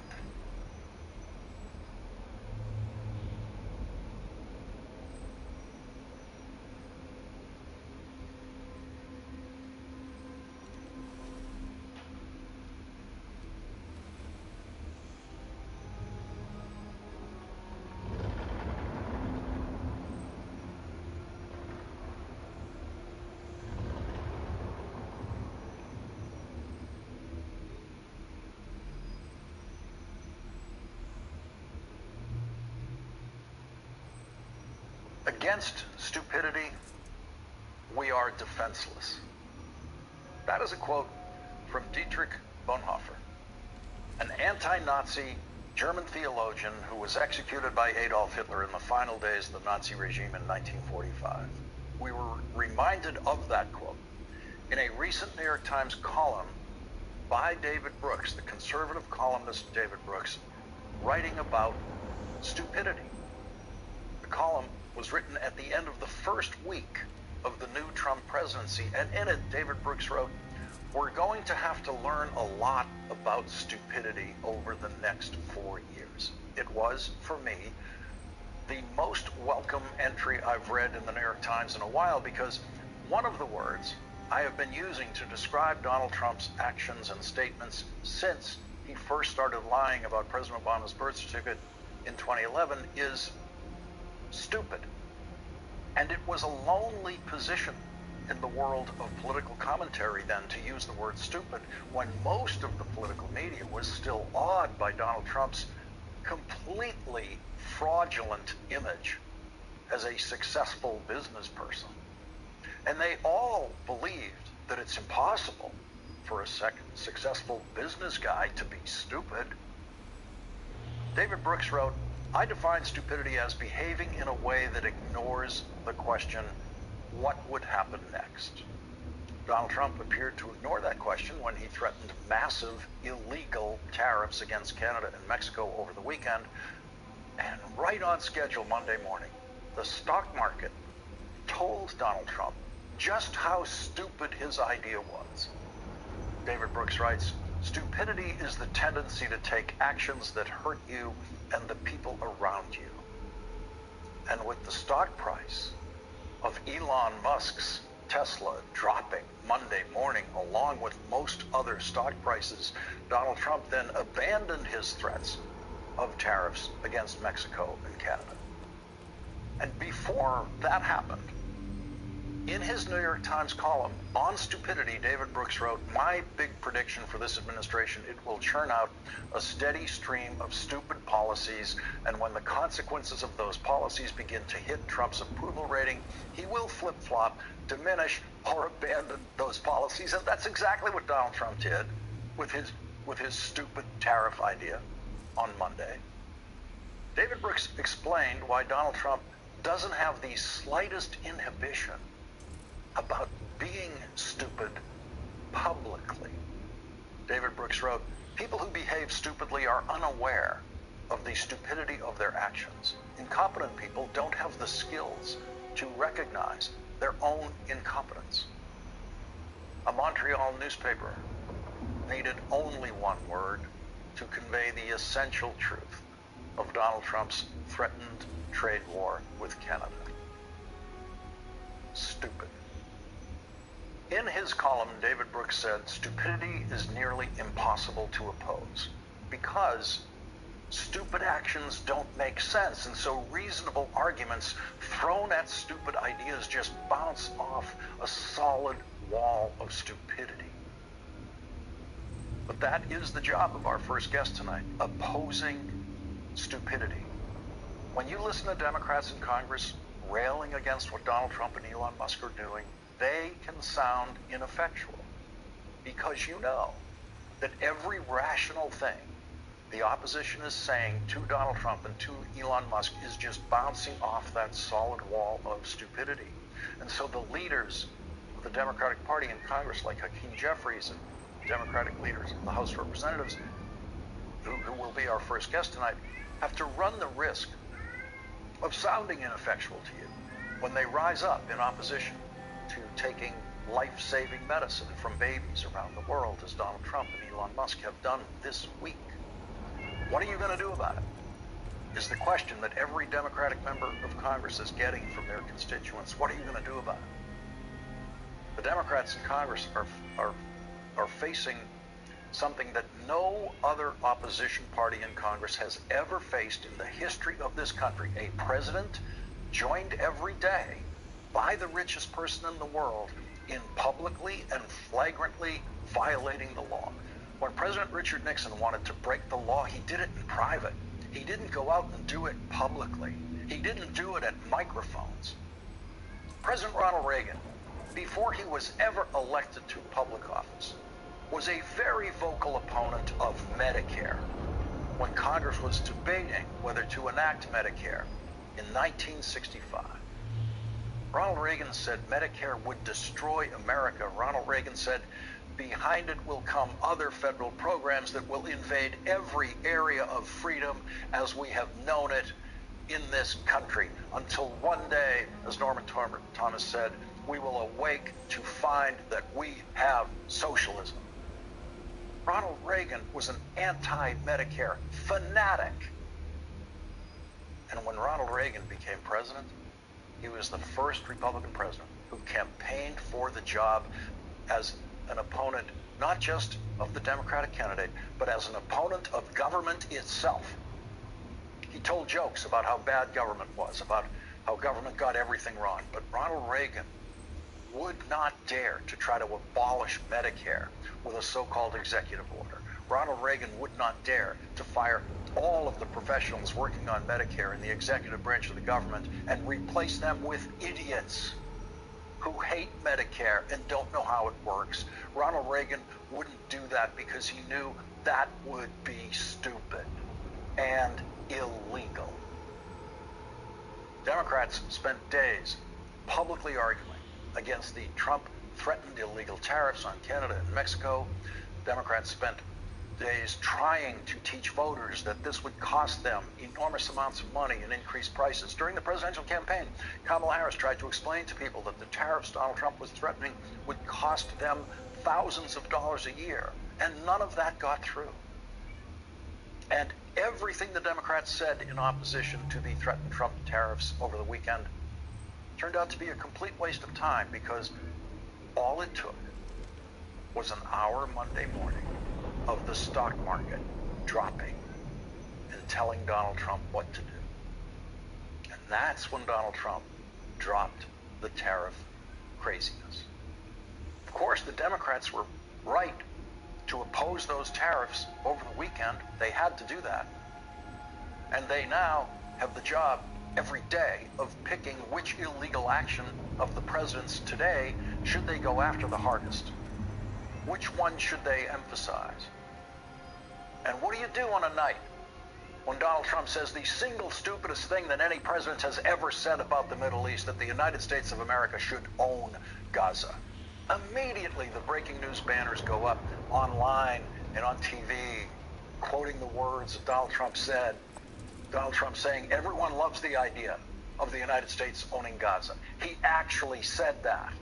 It is impossible to respond to stupidity that deep and profound. Donald Trump said Gaza is going to be the Riviera of the Middle East. This is the guy who didn't build anything in the United States of America during his first presidency, even though he had Infrastructure Week every month. The Infrastructure Week president did not build anything. None of the airports being rebuilt in America tonight, none of the roads being rebuilt in America tonight, none of the bridges being rebuilt in America, bridges that will save lives, none of those are being rebuilt because of Donald Trump. Not 1 inch of infrastructure in the United States exists or is planned because of Donald Trump. Joe Biden did that, and Hakeem Jeffries did that in the House of Representatives, and Chuck Schumer did that in the United States Senate. And they have to listen tonight to the liar who talked about Infrastructure Week all the time and never built a thing, saying the United States is going to own Gaza and turn it into the Riviera of the Middle East. The United States is never going to own 1 inch of Gaza. Not one thing Donald Trump said about Gaza tonight will happen. Not one thing Donald Trump said about Gaza tonight is true. Donald Trump was asked, are the Saudis demanding a Palestinian state? And his answer was, no, they're not. Nope. And immediately, after the President of the United States lied to the world in that press conference, Saudi Arabia issued a written statement saying the Ministry of Foreign Affairs affirms that the position of the Kingdom of Saudi Arabia on the establishment of the Palestinian state is a firm, unwavering position, and His Highness the Prime Minister has affirmed this position in a clear and explicit manner that does not allow for any interpretation under any circumstances. In other words, Saudi Arabia immediately called Donald Trump a liar after he said that about Saudi Arabia, after he said that Saudi Arabia is not demanding a Palestinian state. There was no news in anything Donald Trump said in that press conference, no real news, because nothing he said had any meaning. But he managed to hijack the programming of some news networks so that they are not talking about life-saving medicine being blocked from children. And they're not talking about starvation, preventing food that the United States Agency for International Development is not delivering tonight because of Donald Trump and Elon Musk, who decided to illegally shut down that agency, stop all the employees of USAID around the world from doing their jobs. There is a famine in Sudan, and USAID had food shipments on the way that Elon Musk decided to stop because Elon Musk does not believe those people in Africa should be fed.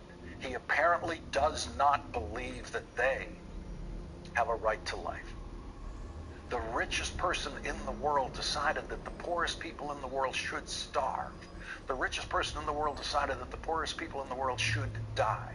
And the President of the United States, who lied about Gaza in that press conference tonight, was not asked a single question about why he is blocking life-saving medicine to babies, to mothers, to grandmothers, and why he's blocking the delivery of food to starving people. Not one question.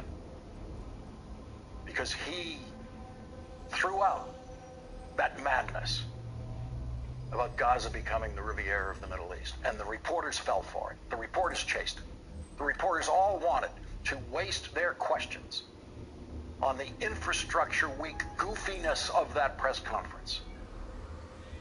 Every single question they asked Donald Trump about infrastructure during his first presidency was a wasted question, and every single question they asked tonight about the United States owning Gaza was a wasted question. The starving people dependent on food from USAID, the sick people dying dependent on medicine and medical care from USAID, did not hear a question asked on their behalf tonight by the White House press corps. It is painful to be living under an administration that David Brooks identifies as being run by stupidity. That's the New York Times conservative columnist identifying them that way. But imagine how much more painful it is to be in Sudan tonight hoping for food that never comes and not knowing why. Imagine how painful it is to watch your mother die or watch your baby die because the richest person in the world has decided to deprive them of medicine and medical care. I understand people wanting to turn away from all of this. Sometimes I wish I could. I really wish I could. But some people have taken an oath not to turn away. Hakeem Jeffries was 29 years old when he jumped into the competitive world of New York politics and was elected to the New York State Assembly in 2006, where he served until he was elected to the United States House of Representatives in 2012. In a body where it used to take decades to rise to the top leadership positions, Hakeem Jeffries succeeded Nancy Pelosi as the top Democrat in the House of Representatives in 10 years. He now has the most difficult job any Democratic leader of the House of Representatives has ever had, opposing on a daily basis the stupidity and the cruelty and the illegal conduct of a president who became a convicted felon in Hakeem Jeffries' hometown of New York City.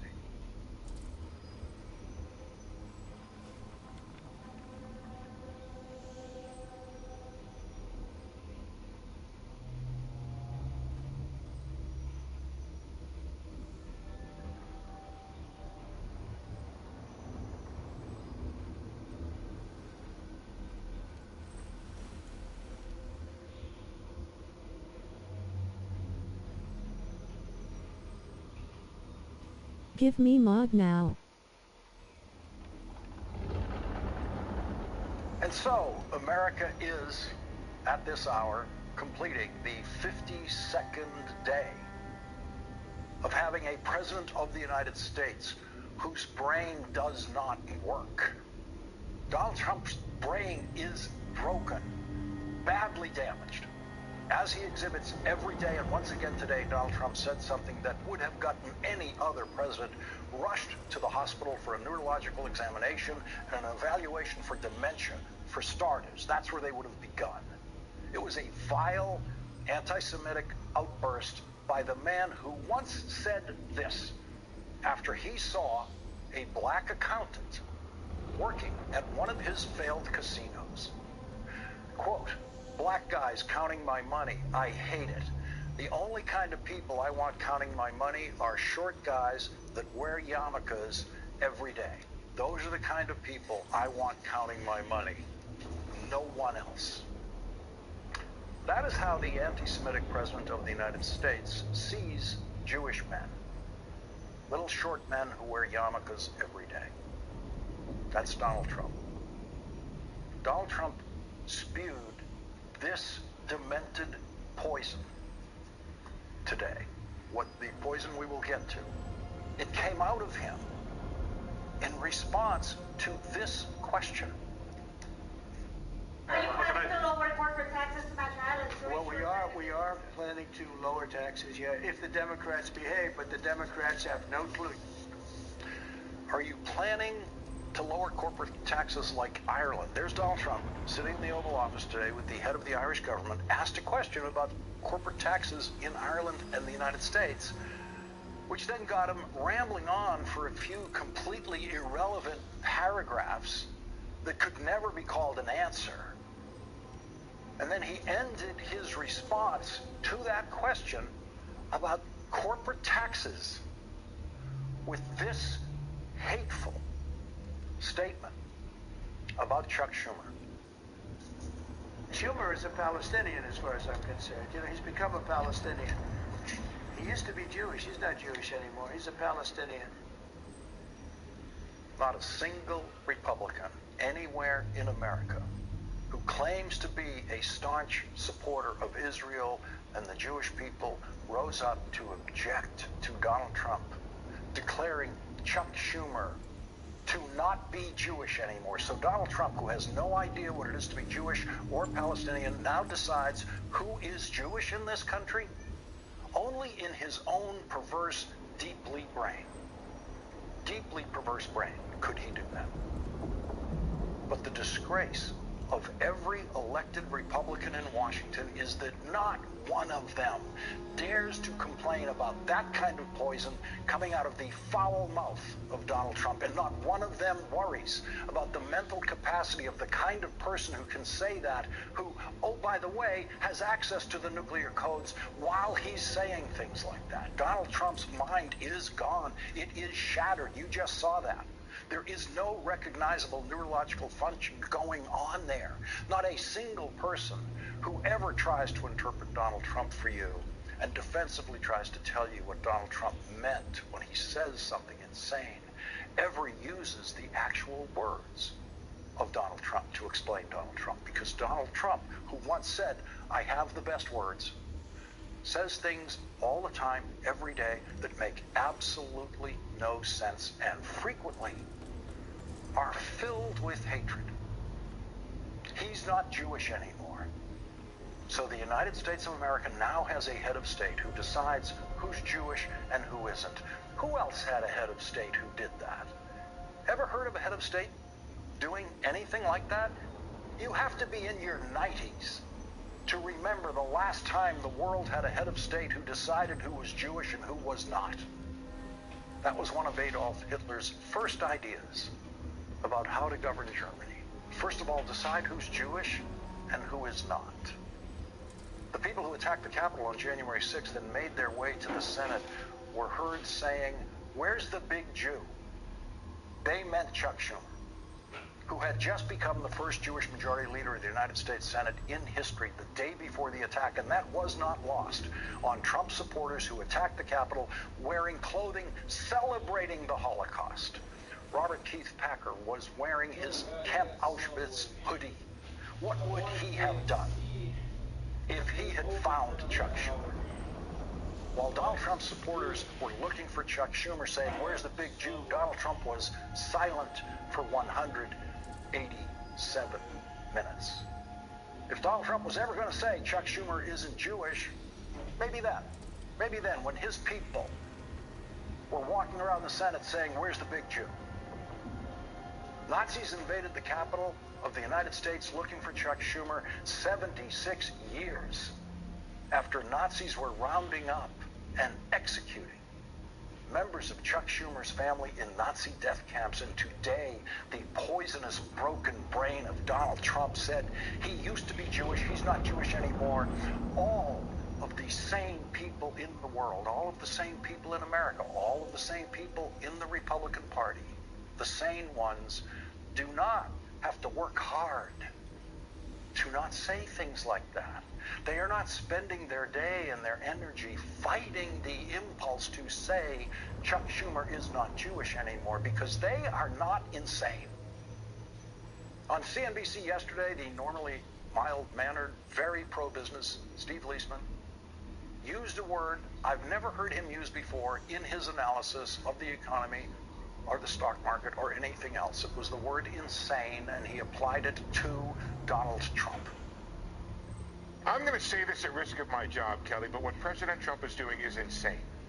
It is absolutely insane. It is about the 8th reason we've had for the tariffs, and now he's saying he's putting 50% tariffs on Canada unless they agree to become the 51st state.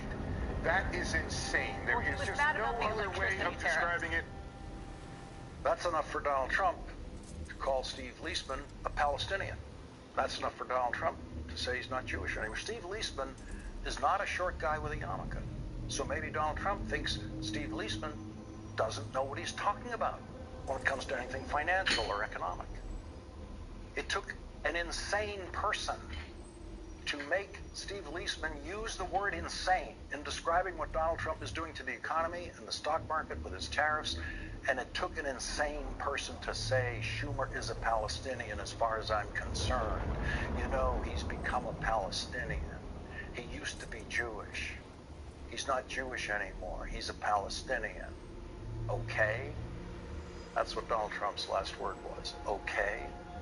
No, not okay. And it's not okay that we live in a country where that is not a story. It is not okay where the New York Times, which is read by more Jewish people than any other newspaper in the world, doesn't have a story about the President of the United States deciding that the Senate Democratic leader is not Jewish anymore. Once again, imagine what the New York Times would do if Joe Biden had said that. How many inches high would the headline be on page 1 about Joe Biden or any other president saying that? But Donald Trump's most insane statements, including the ones filled with bigotry and hatred, now just slip through the cracks, the very big cracks in the American news media. And most people in Israel and most people in the world, most people in America, most Jewish people will not know that the only president of the United States in history who can legitimately be described as insane has decided and announced that Chuck Schumer is not Jewish anymore. And we're told we have to select our outrage with Donald Trump. I understand that. We can't be outraged at everything we're told. I guess that's true. But the problem with that approach is that too many reporters and too many members of the news media are learning not to be outraged by anything. And that is exactly what happened in the Oval Office today, because when Donald Trump finished saying he's a Palestinian, and then he turned to the reporters saying, okay, meaning I'm ready to take another question, not one of them said a word to him about what he just said about Chuck Schumer. That was one of the most disgraceful public moments in the history of the Oval Office, if not the most disgraceful, possibly outdone only by Donald Trump in other Oval Office moments. And not one White House reporter screamed at Donald Trump about that. Not one of them said a word to Donald Trump, asked a single question to Donald Trump about when he became in charge of deciding who is Jewish. Remember how they used to scream at Joe Biden? Remember that sound? That wasn't there today, after Donald Trump said Chuck Schumer's not Jewish anymore. You know what they'll...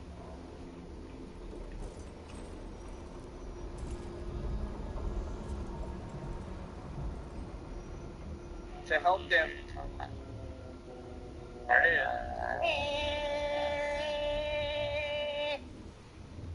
Come on, honey, hop on my motorcycle.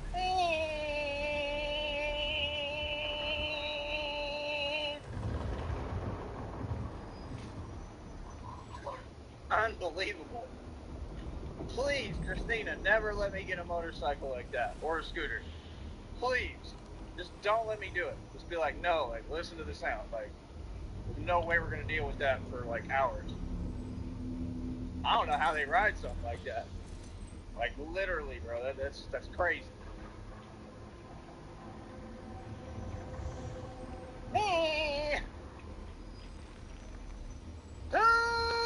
For real. Put a red heart if you think I'm cute. Put a clown if you think I'm ugly. To help them.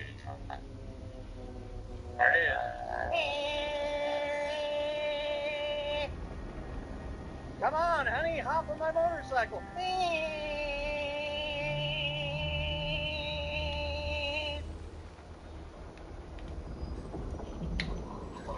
Unbelievable.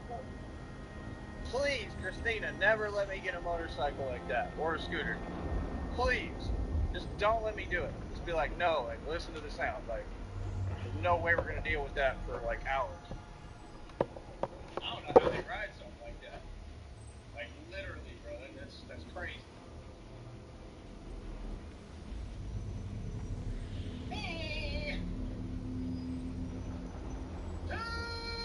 For real. Put a red heart if you think I'm...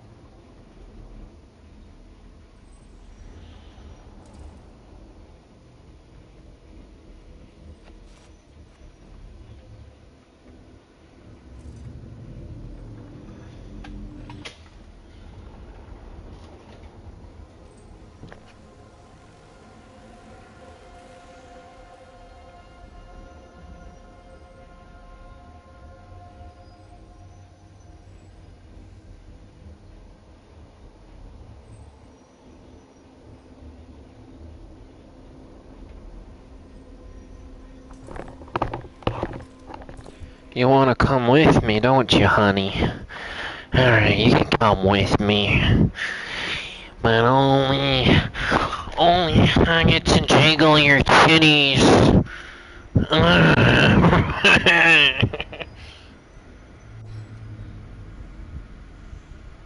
Shelterin. Yo, what's up, DC?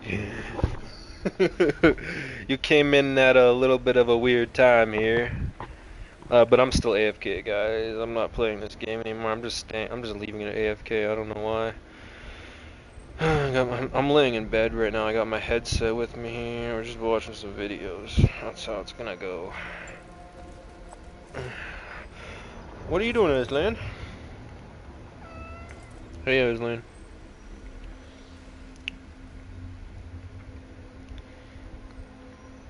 God damn, that Subway was good. That was some good Subway. I ain't gonna lie. You know, there's a saying that I really like that helps to really quickly summarize all of the high points and all of the low points of world history. That helps to explain why no great empire has ever managed to maintain its strength forever and has managed to maintain progress forever, but instead every great human empire has always backpedaled and eventually been destroyed, more often has destroyed itself. And that saying goes like this: hard times create strong men. Strong men create good times. Good times create weak men. And weak men create hard times. In the United States of America right now, it increasingly seems like we are in the last phase of that progression, where good times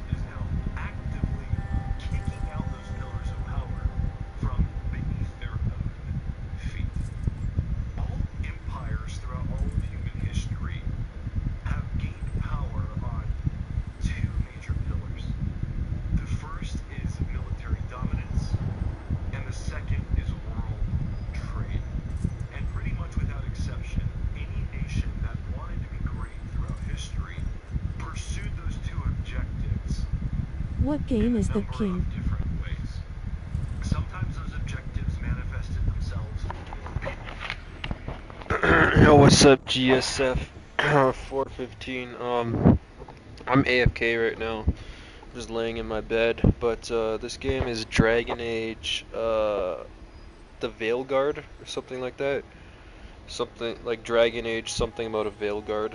It's pretty fun. It's a good game. But I'm just really tired right now. I'm probably going to sleep soon. But yo, it's been a while, GSF. It's been a while. I can't even tell you the last time you've been in my stream. Probably at least like 2 months.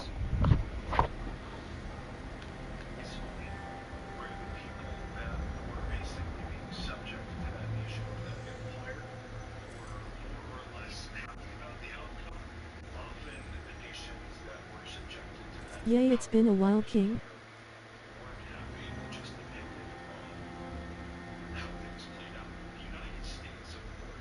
Good to see you going strong still.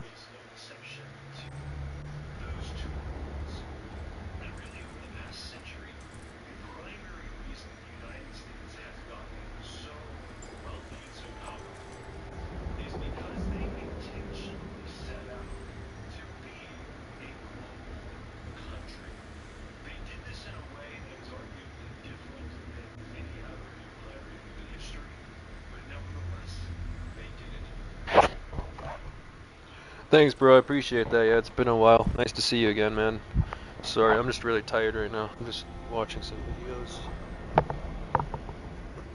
Where over the past 100 years, and especially in the period following World War II, Can I see a little gameplay? Graphics look cool. Reminded me of God of War 3.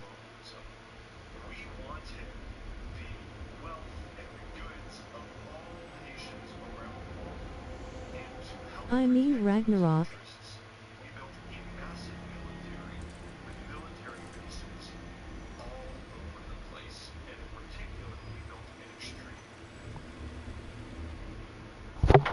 Yeah, I can show you a little bit of gameplay. You're actually right about that, man.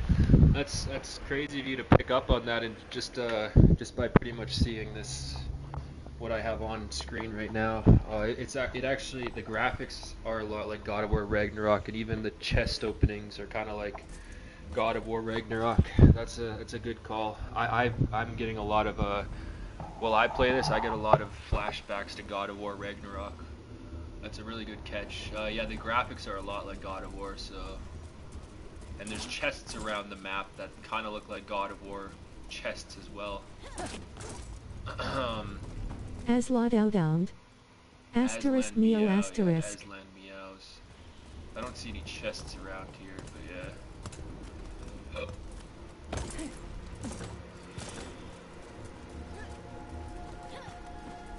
You know, I'm not on the PS5 Pro, so this isn't even how good the graphics look. This is on performance mode, but if you turn it to fidelity, it only runs at 30 FPS, but the graphics look so much better. And I mean, the stream is only in 1080p. I'm playing this in 1440p, so it looks way better for me too. But yeah, it's a really nice game. You can customize your character, so you know you can make your own character. I just made mine a girl. How do I take this off again? Equipped it. How do I unequip it? I can't even show my character. I mean, my character does look pretty cool. I just can't show it, I guess. I don't know why they wouldn't have an unequipped feature.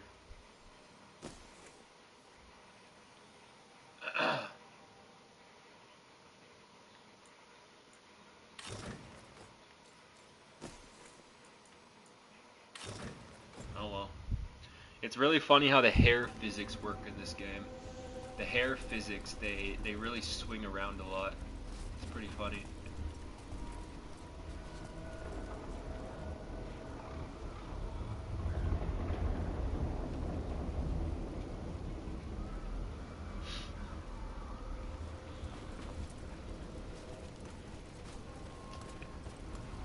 But yeah, it's a good game. I like this game. Dragon Age, the Veilguard. I'm gonna save though, and I think I'm gonna end the stream. I'm tired. I'm going to sleep.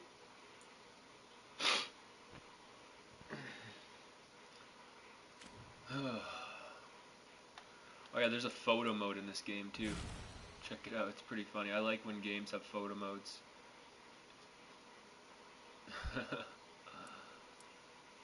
Orbit. Yeah. Yeah, I like photo modes because you can get close to objects and stuff. And like, look at that.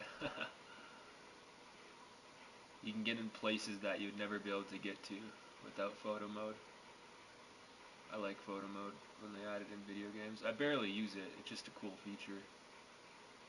I hate how they changed the original God of War to the new God of War. Too much time in the menu customizing the character from armor. Oh yeah, the original God of War trilogy is way better than the new God of Wars, in my opinion. I like the old God of War trilogy much more. The only thing about the new God of War trilogy that's better is obviously the graphics, because it's a lot newer. God of War 1, 2, and God of 3 War 1, were 2, and 3 simple. were This simple. new shit is This new shit is frustrating. I totally agree. Yup. Definitely. They need to at least go back to the old God of War once. Like, maybe they could make a spin-off game, and I'm not even a fan of prequels. I hate prequels, but I wouldn't mind a God of War prequel or something. Just so we could go back to the old God of War shit for once with the new graphics and stuff, because, yeah.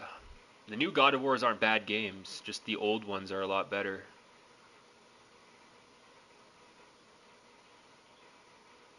Yes, and the combat is a little better.